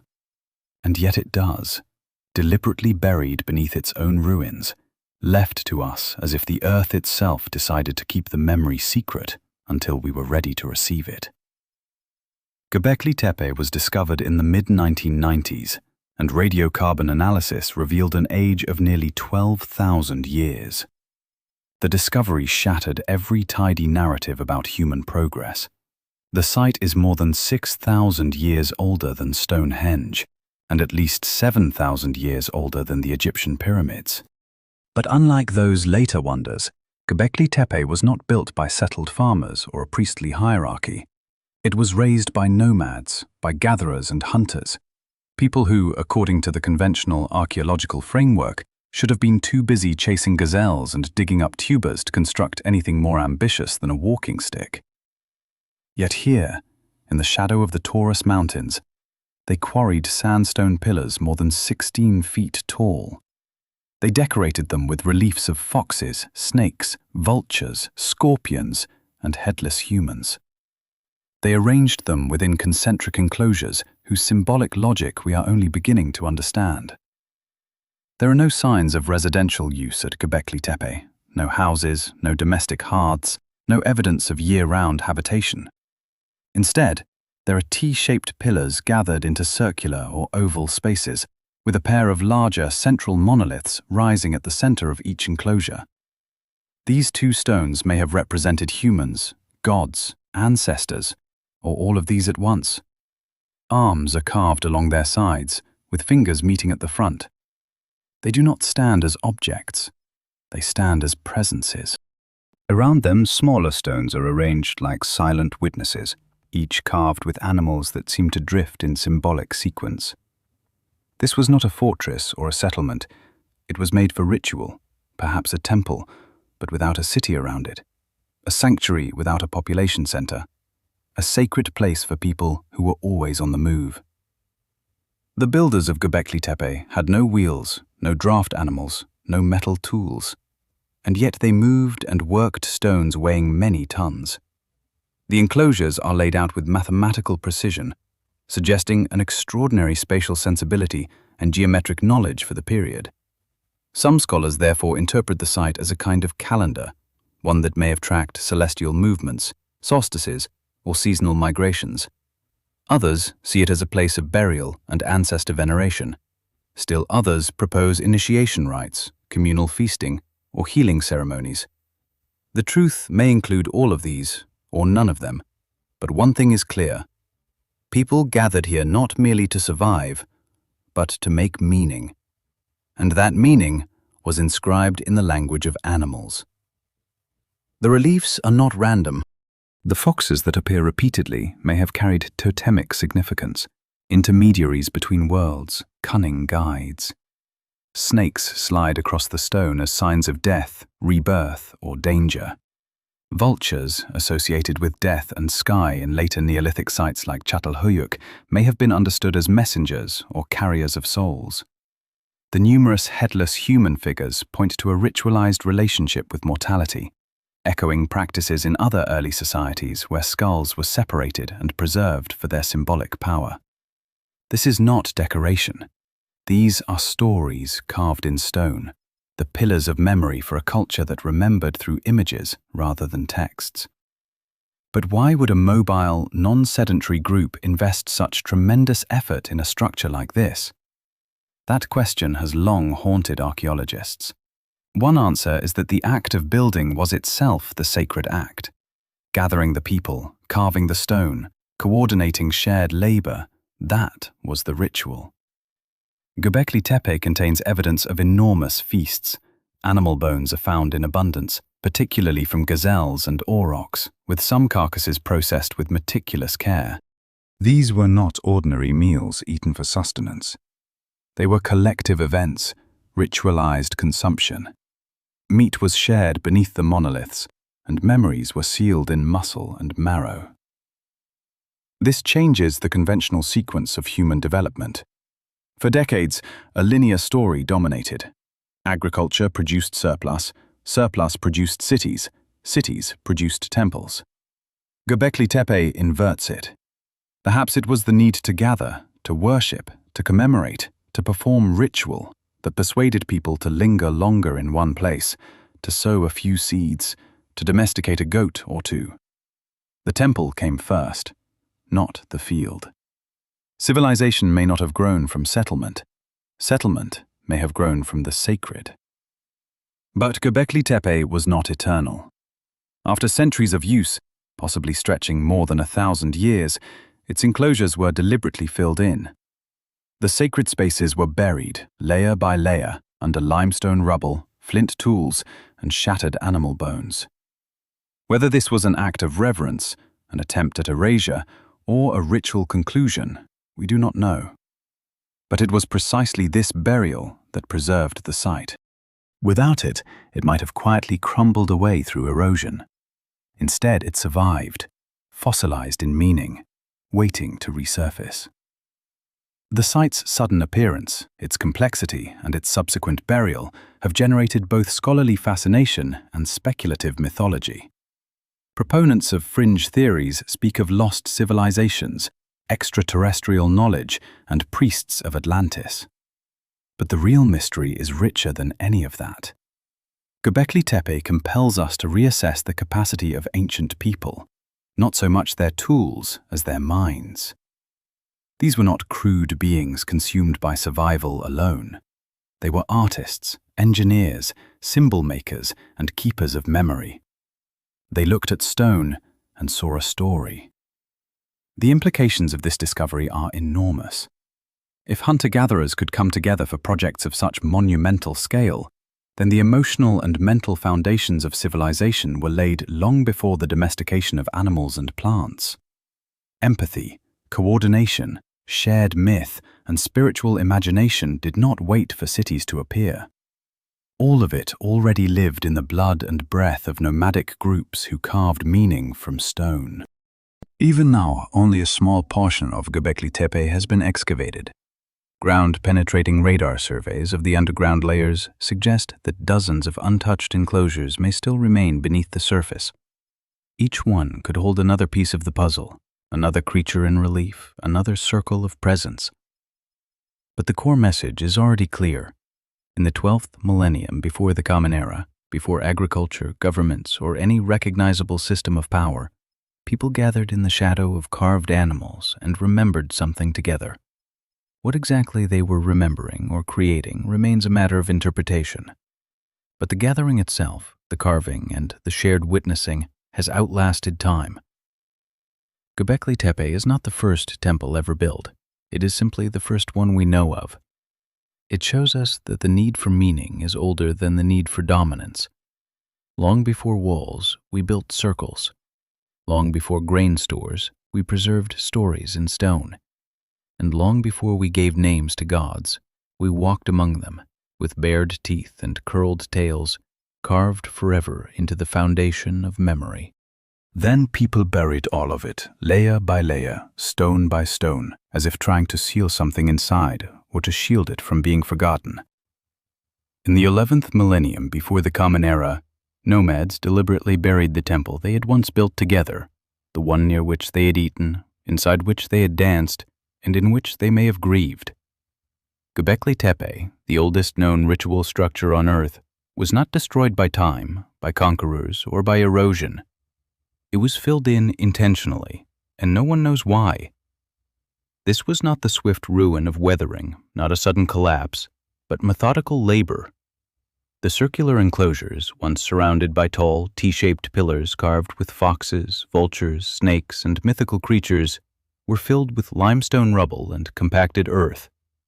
Mixed into the fill were bones, broken tools, and fragments of artwork, like memories sealed inside a time capsule. This backfill was not dumped in haste. It was laid down in layers, deliberately. And that alone should give us pause, because they did not simply bury a structure. They buried a worldview, a circular, mobile, animistic, and impermanent way of being in relation to the world. Perhaps in filling the temple, these people were burying the time before walls. Archaeologists continue to debate the reasons. Was the burial a completion, a ritual marking the end of a cycle? Some believe that a sacred site which had fulfilled its purpose was being decommissioned. Like prayers folded and hidden away, or shrines returned to the earth, Göbekli Tepe may have been ceremonially interred to preserve its power. But others note darker undertones. The 12th and 11th millennia before the Common Era were times of ecological upheaval. The cold period of the Younger Dryas had ended, and the more stable climate of the Holocene had begun. With that shift came changes in animal migration routes, in the availability of wild food, and eventually the first experiments with farming. The burial of Göbekli Tepe may have reflected grief, an elegy for a disappearing world. The foxes, which had held a central place in the site's symbolism, had once been plentiful in the region, but may have been growing scarce. The vultures, linked to death and transformation, may have pointed to a deep preoccupation with mortality during a time of natural uncertainty. Some researchers suggest the backfilling was an attempt to process the shock of losing a way of life that had existed for tens of thousands of years. To bury something is to acknowledge its death, but also to preserve it. The deliberate concealment protected Göbekli Tepe far better than if it had been left exposed to the elements. In this careful burial, we see a psychological depth that ancient peoples are so often denied. They were not thoughtless performers of ritual.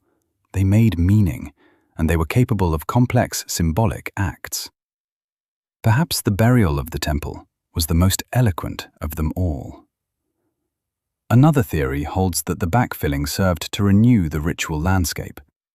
In some traditional societies, a sacred space that has absorbed enough memory, grief, magic, and transformation is considered complete. Rather than building on top of an exhausted sanctity, it is closed, concealed, and begun again. In this reading, Göbekli Tepe may not have been a singular sacred site, but part of a repeating cycle of creation and burial, an ongoing conversation with the earth. This fits the strange logic of dreams that so often governs the sacred.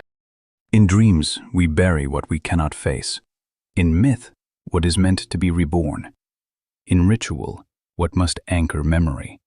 And so the temple was buried too, like a thought too powerful to leave at large, like a myth that can only be returned to after forgetting. What we know for certain is that those who buried Göbekli Tepe were not the same people who built it. Generations had passed. The carving style had changed. In some of the later enclosures, the patterns grew more abstract, perhaps reflecting a new understanding of the world. Then they were abruptly filled in and abandoned. No later society ever reused the site. There are no traces of subsequent occupation. The burial was final. It signified not a transition, but an ending. Perhaps this is why Göbekli Tepe leaves such an unsettling impression. It is not simply an ancient monument. It is a monument to something lost.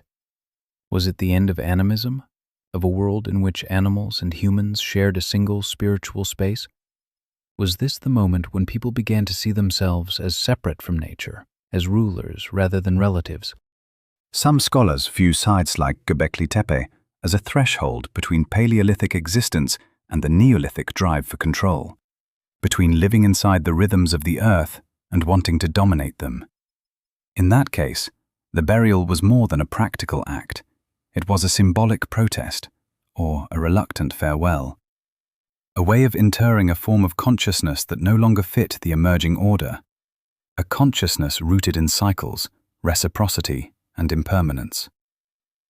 The walls of Göbekli Tepe's enclosures were not built for defense. They were open and connective. The pillars with carved arms and human-like silhouettes did not dominate. They participated. The animals did not threaten. They accompanied. This was not an architecture of possession, but an architecture of encounter. To bury it was to bury a way of life that leaves no grand ruins, is not measured in conquests or trade, remembers the forest as a spirit rather than a resource, and sees in stone a mirror. Even the work of archaeologists reflects this drama. Each layer removed reverses the burial and becomes a kind of return. But what is found will perhaps never fully reveal the original intention. Symbols resist translation. Memory is not a photograph. It is sediment. In the end, the burial of Göbekli Tepe may have been the most human act of all. To build one thing, to bury another. We bury what we love, what we fear, what we want to preserve, and what we can no longer carry forward. And so, in the 11th millennium before the Common Era, people concealed their carved gods, their forests, and their myths beneath limestone and silence. Then they walked away, leaving us not an answer, but a question. A temple without a city, a prayer sealed in dust, and a truth that still burns beneath the stones. We tell ourselves the same story again and again.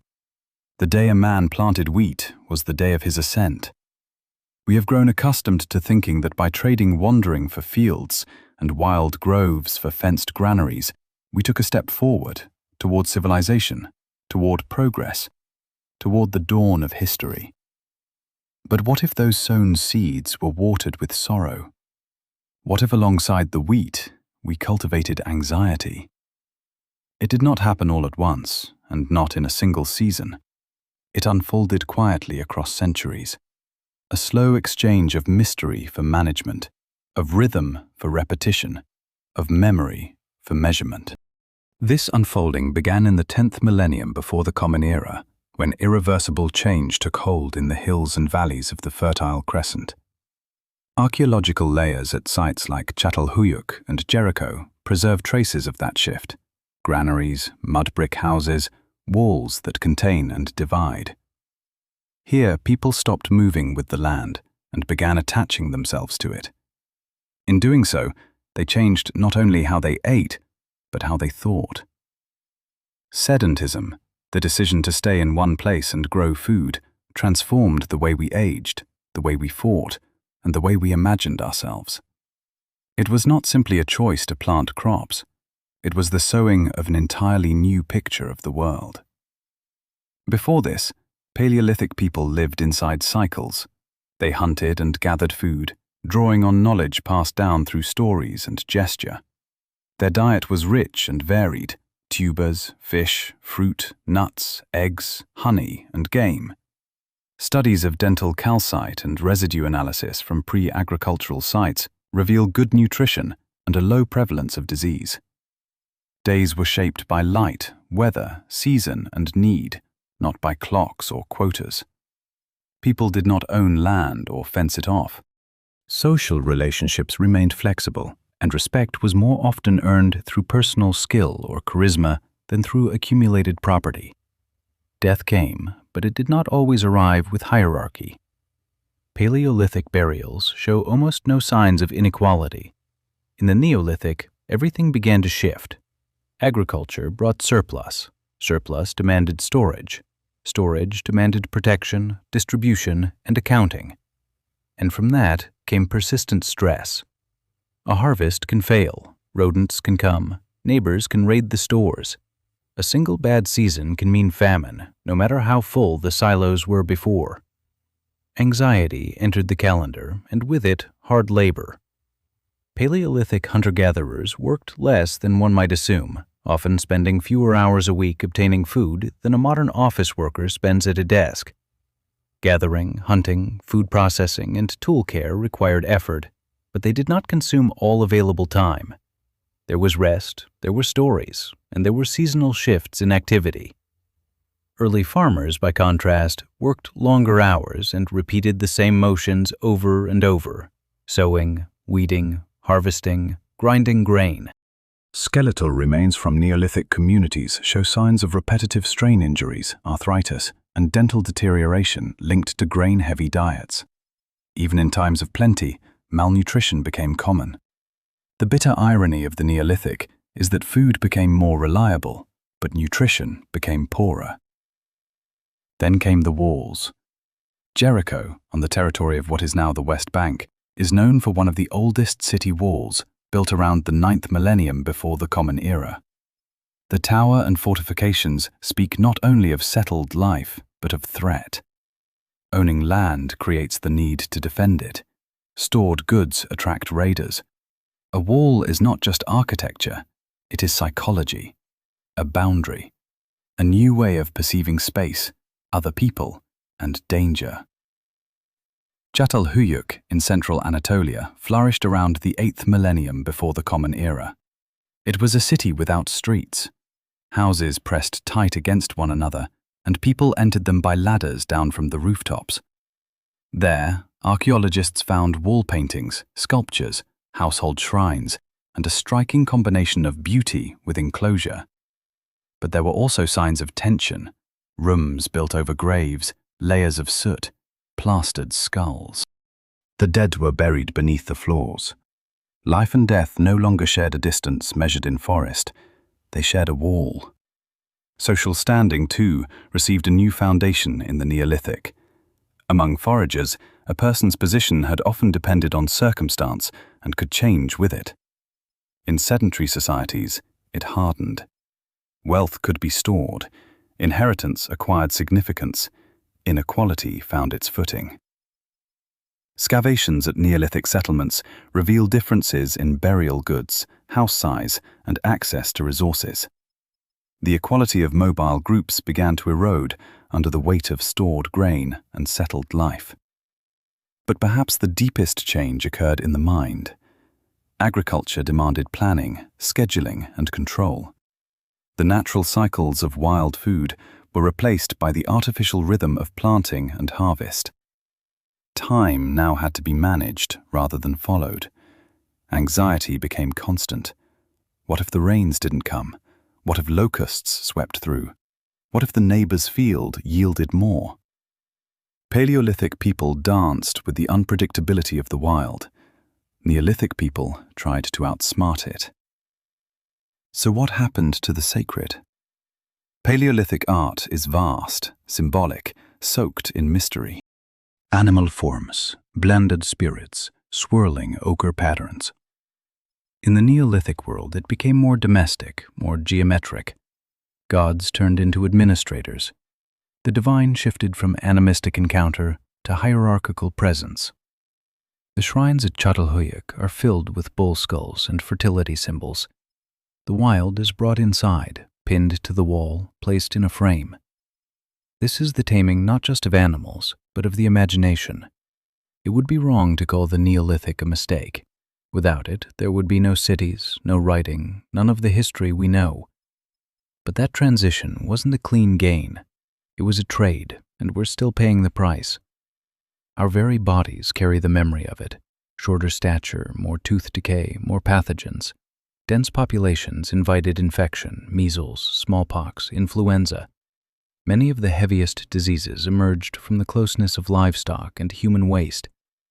Settling down meant constant contact not only with the elements, but with each other, and with that came epidemic. So why did we do it? Why did we plant wheat instead of going on gathering wild food? One answer is necessity. Populations were growing, the climate was shifting, and wild food sources were becoming less predictable. Farming offered something like insurance. Another answer touches on the spiritual. Sites like Göbekli Tepe show that the urge to gather, to perform ritual, to create a dedicated space may have come before farming and may have actually led to it. Perhaps we didn't settle for food. Perhaps we settled for meaning, because we needed to return to the same place, to bury our dead, to tell our stories, to raise circles of stone.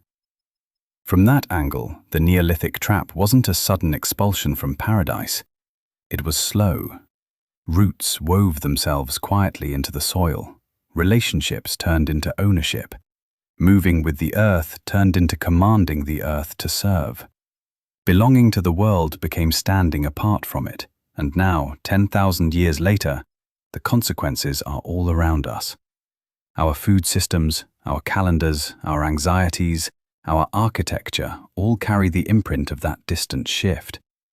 But so does memory, a longing for simpler rhythms, for life moving with the light, for food not sealed in plastic. These too are echoes. We are not separate from the ancient foragers. Their bones are our bones. Their choices became our inheritance, and maybe their anxieties weren't so different from ours. On the day we sowed wheat, we also sowed worry. Not because we were foolish, but because we were human. Even then, we were reaching for something beyond calories. We were reaching for permanence. And permanence, as it turned out, is heavy. It needs walls, it needs plans, it needs gods that don't leave. But the earth remembers the rhythm, and so do we. In the beginning, time didn't tick. It turned in circles, it pulsed, it sang through the changing seasons and wove itself into the patterns of wind, the migrations of animals, the moonlit logic of memory. But somewhere between the soft dawn of the 8th millennium before our era and the hard edges of what we call civilization, time changed. It stopped being something you felt and became something you feared. It became a column, a schedule, the shadow of a granary and a tax ledger. Wheat fed a growing population, but at the same time it sowed something invisible, the calendar, and with it the slow dismantling of mythical consciousness. For tens of thousands of years, time was mythological. The rains returned because a god had wept. Antlers grew back because the ancestors remembered. Stories explained the seasons, and memory was measured in repetitions, not in units. With the Neolithic turn towards settled life and farming, time began to crack apart. The solar calendar became a precise instrument for sowing and harvest.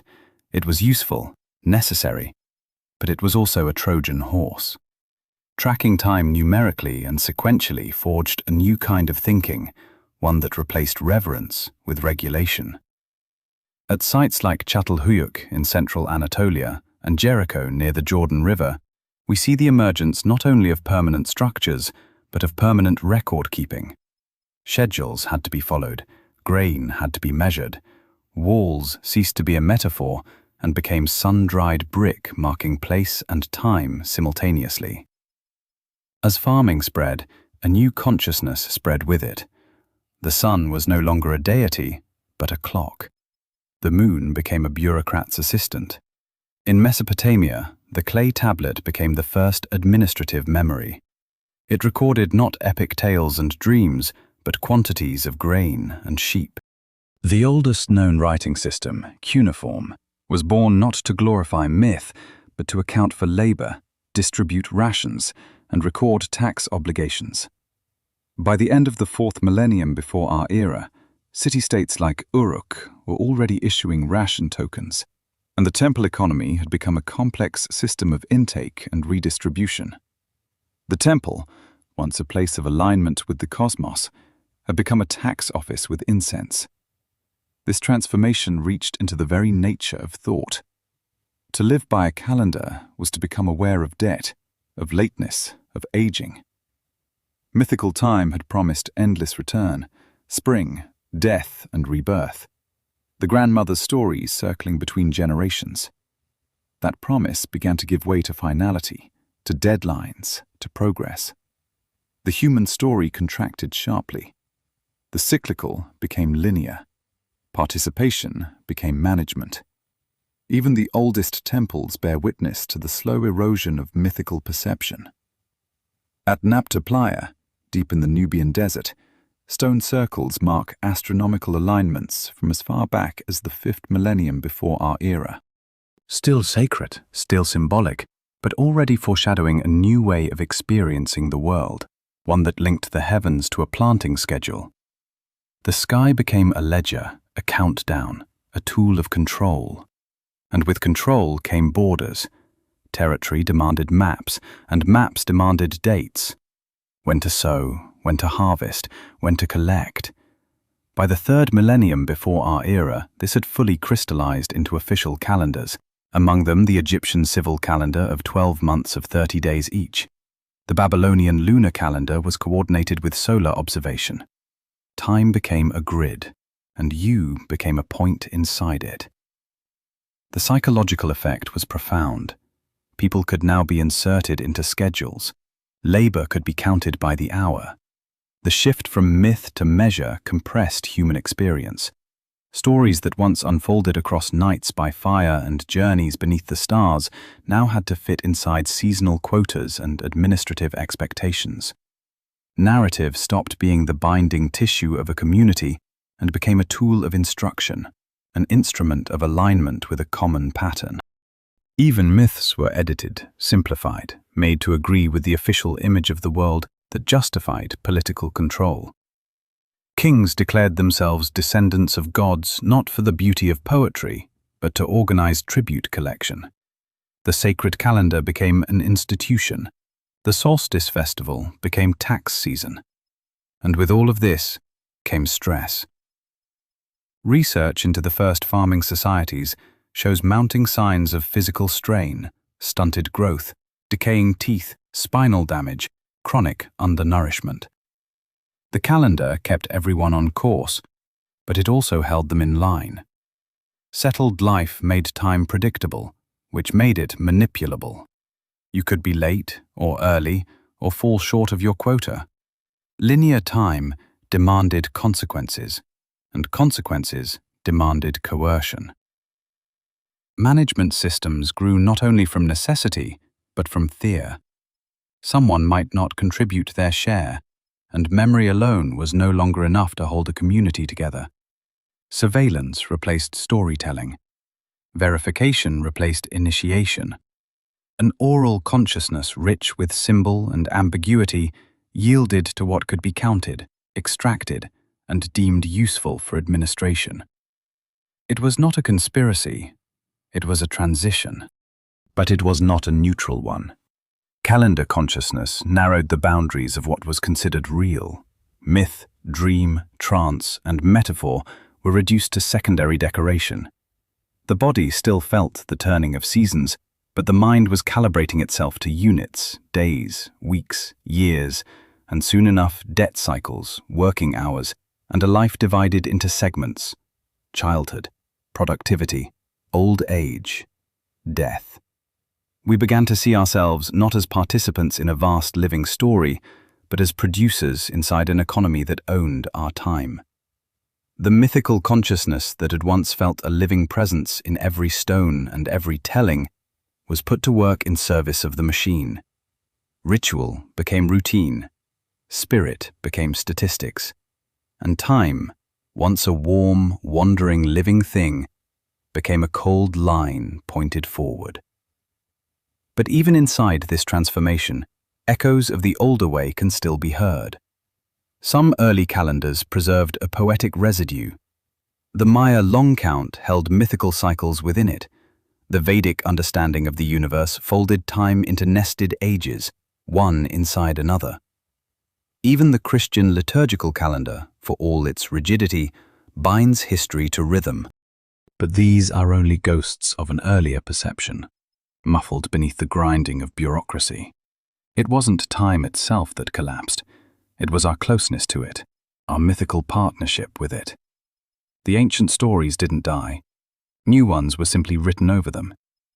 They were buried the way old settlements are buried, and in their place arose a different architecture, one of control, clarity, and countdown. We learned to measure everything, except the meaning we had lost. Somewhere inside your skull, somewhere between the flash of a notification and the whisper of an ancient hunger, lives a brain that still believes the world is made of fur and firelight. It has no idea what TikTok is.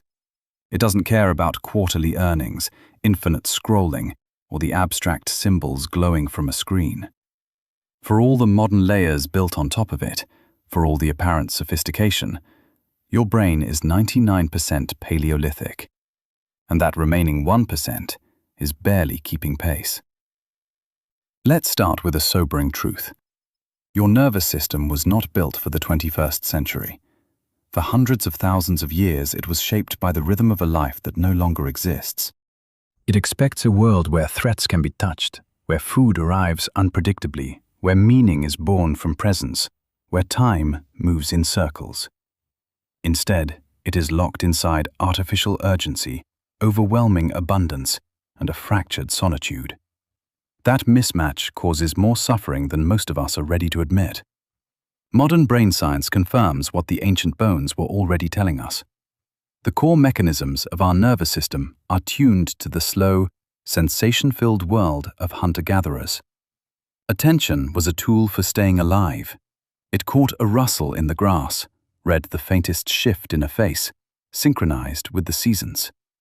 The dopamine system, shaped by scarcity and effort, rewarded gradual success, a path found, a hand touched, the rhythm of walking back to camp with meat for the fire. Today, those same systems get short-circuited. They are flooded by stimuli engineered to be irresistible. Approval signals, advertisements, headlines, outrage. They are teased by artificial cues, but denied the bodily rewards of real movement, real community, real rhythm. This isn't a moral failing. It's a betrayal of the nervous system. That is why so many people feel anxious with no visible cause or exhaust themselves on tasks that should be simple. The frontal cortex, our rational pilot, is constantly being overridden by deeper circuits that are witnessed we still live in the wild. Every phone notification feels urgent. Every ambiguous social signal feels like possible banishment. Every absence of meaning feels something like dying. To be more precise, the limbic system, the emotional and motivational core of the brain, treats belonging to a group with the same gravity it once gave to predators. A threat of exile from the tribe once meant literal death. Right now, it's just a message with no reply or a quiet room. But the physiological response remains the same.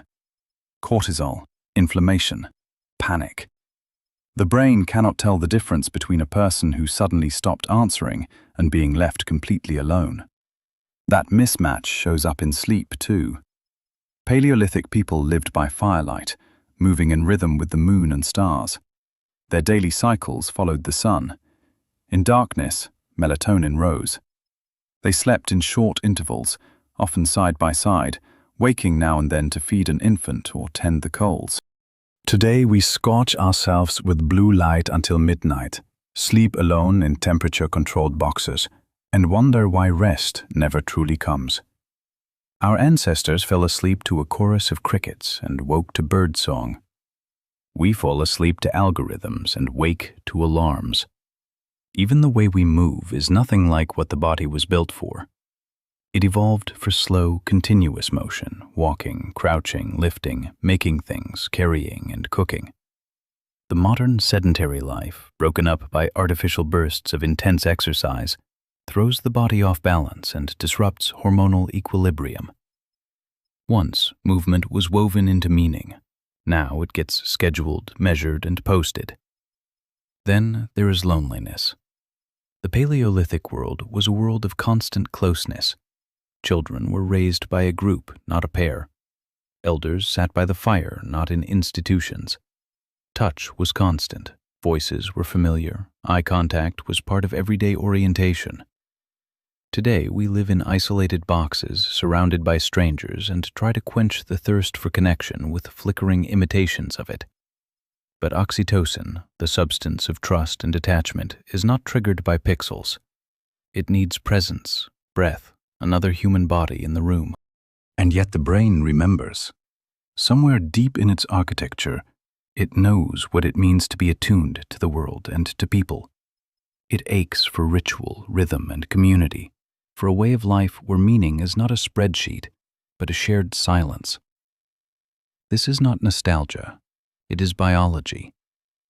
The pain that comes after staring at a screen too long, the wave of anxiety with no clear source, the hunger for simplicity, for wildness, for something real. That is not a desire to go backward. It is a memory surfacing. There is no point in romanticizing the past. Paleolithic life was hard. There was death, disease, famine, cold, and suffering of every kind. But it was real and comprehensible, and it shaped us. For more than 99% of our species' existence, that kind of life was the norm. The human nervous system learned to calm itself through song, story, presence, and place. When those anchors disappear, clicks and consumption rush in to fill the void, and they do not satisfy.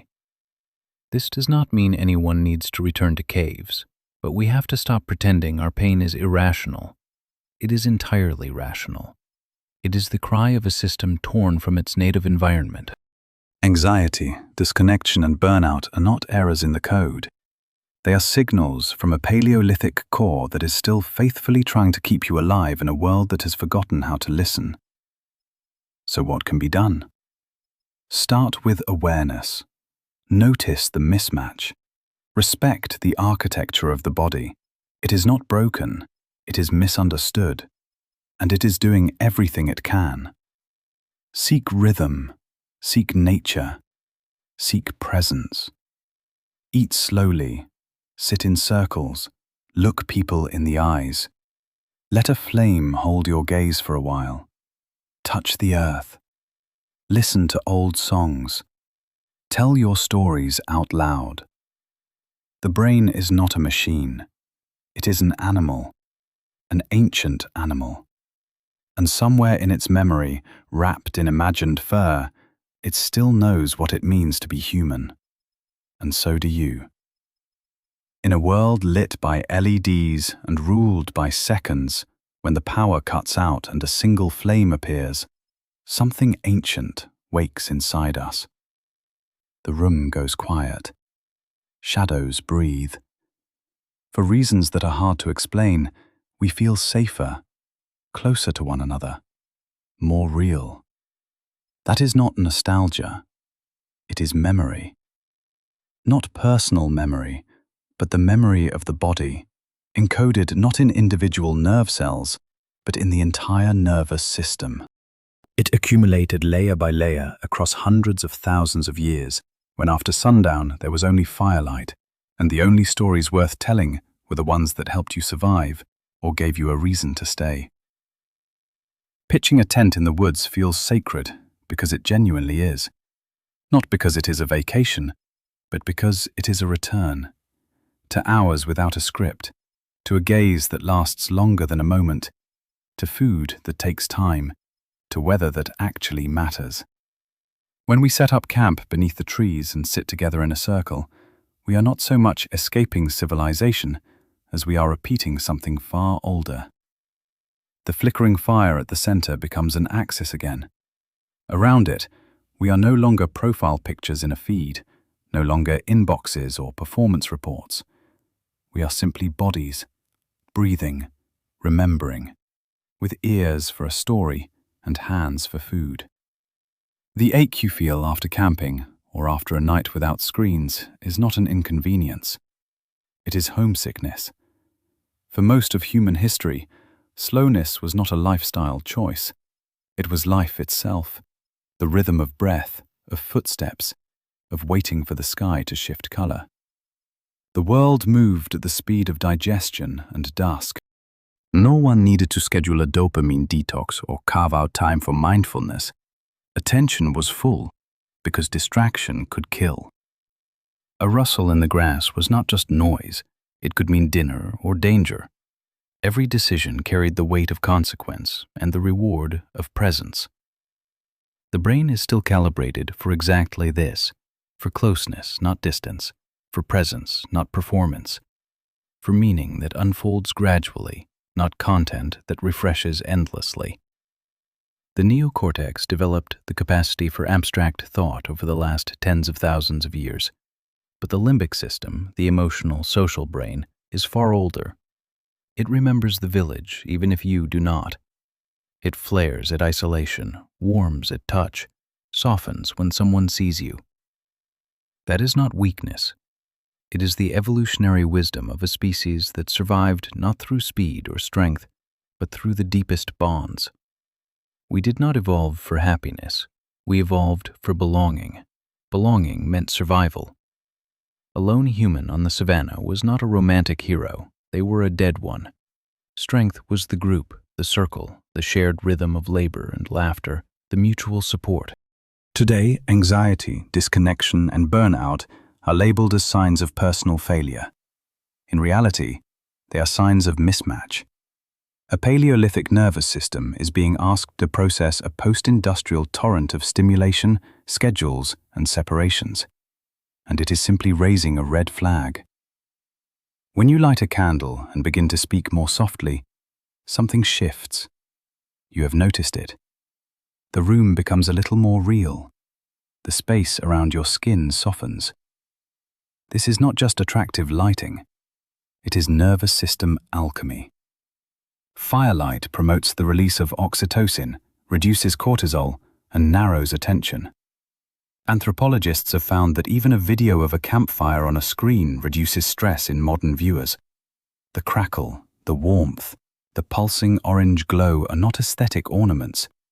They are signals of safety, of group cohesion, of the hour for stories. For most of human history, stories were the heartbeat of culture. Before books, before writing, before organized religion, there was the story, passing mouth to mouth across firelight, carved into memory through rhythm, metaphor, and repetition. Boredom, once a gift, has become unbearable. But boredom is not emptiness. It is an invitation, a space where dreams take shape, where memory stirs, where independent thought crawls up out of silence. On a Paleolithic night, after the meal, after the stories, the coals would settle into quiet, and only stars and the tremble of wind remained. Children slept in heaps. Elders sat and listened for nothing in particular. That hour was not wasted. It was the meditation of the ancestors. The soul was digesting the day, and in the stillness, meaning was being brewed. Today we drown that pull in compulsion. We scroll, tap, swipe, refresh. But compulsion without ritual is only noise, and too much noise makes us forget why we came here in the first place. To remember. The human mind was not born from speed and spectacle. It was born from slowness, from attunement, from time spent together in shared silence and shared wonder. The greatest works, music, poetry, myth, grew from slowness and quiet. The gods, if they ever came quietly. What if the longing you feel late at night in a silent apartment, when your chest aches for no clear reason? What if it is not an illness? What if it is memory? What if the body is remembering something older than your name? A circle of people, a flame in the dark, the sound of breathing, and the silence that meant someone was about to begin. Maybe the sleeplessness is not broken sleep. Maybe it is the memory of a world 10,000 years deep, trying to find its way back. We are not being invited to recreate the Paleolithic. We are being invited to remember the shape of meaning, to light fires again, real ones or imagined ones, to slow down, not as an act of resistance, but as an act of reverence, to bring back silence, not as an absence, but as a presence, to tell stories not only for information, but for transformation. That memory is still alive in you, not as data, not as a documentary, but as rhythm, warmth, the pull of a circle, and the beauty of a spoken word. You will not find it in textbooks, but you might find it when the light goes out, the room falls still, and the first flame begins to flicker. When that happens, do not reach for your phone. Turn toward your breath and listen, because the fire has spoken again, and it has been waiting a very long time.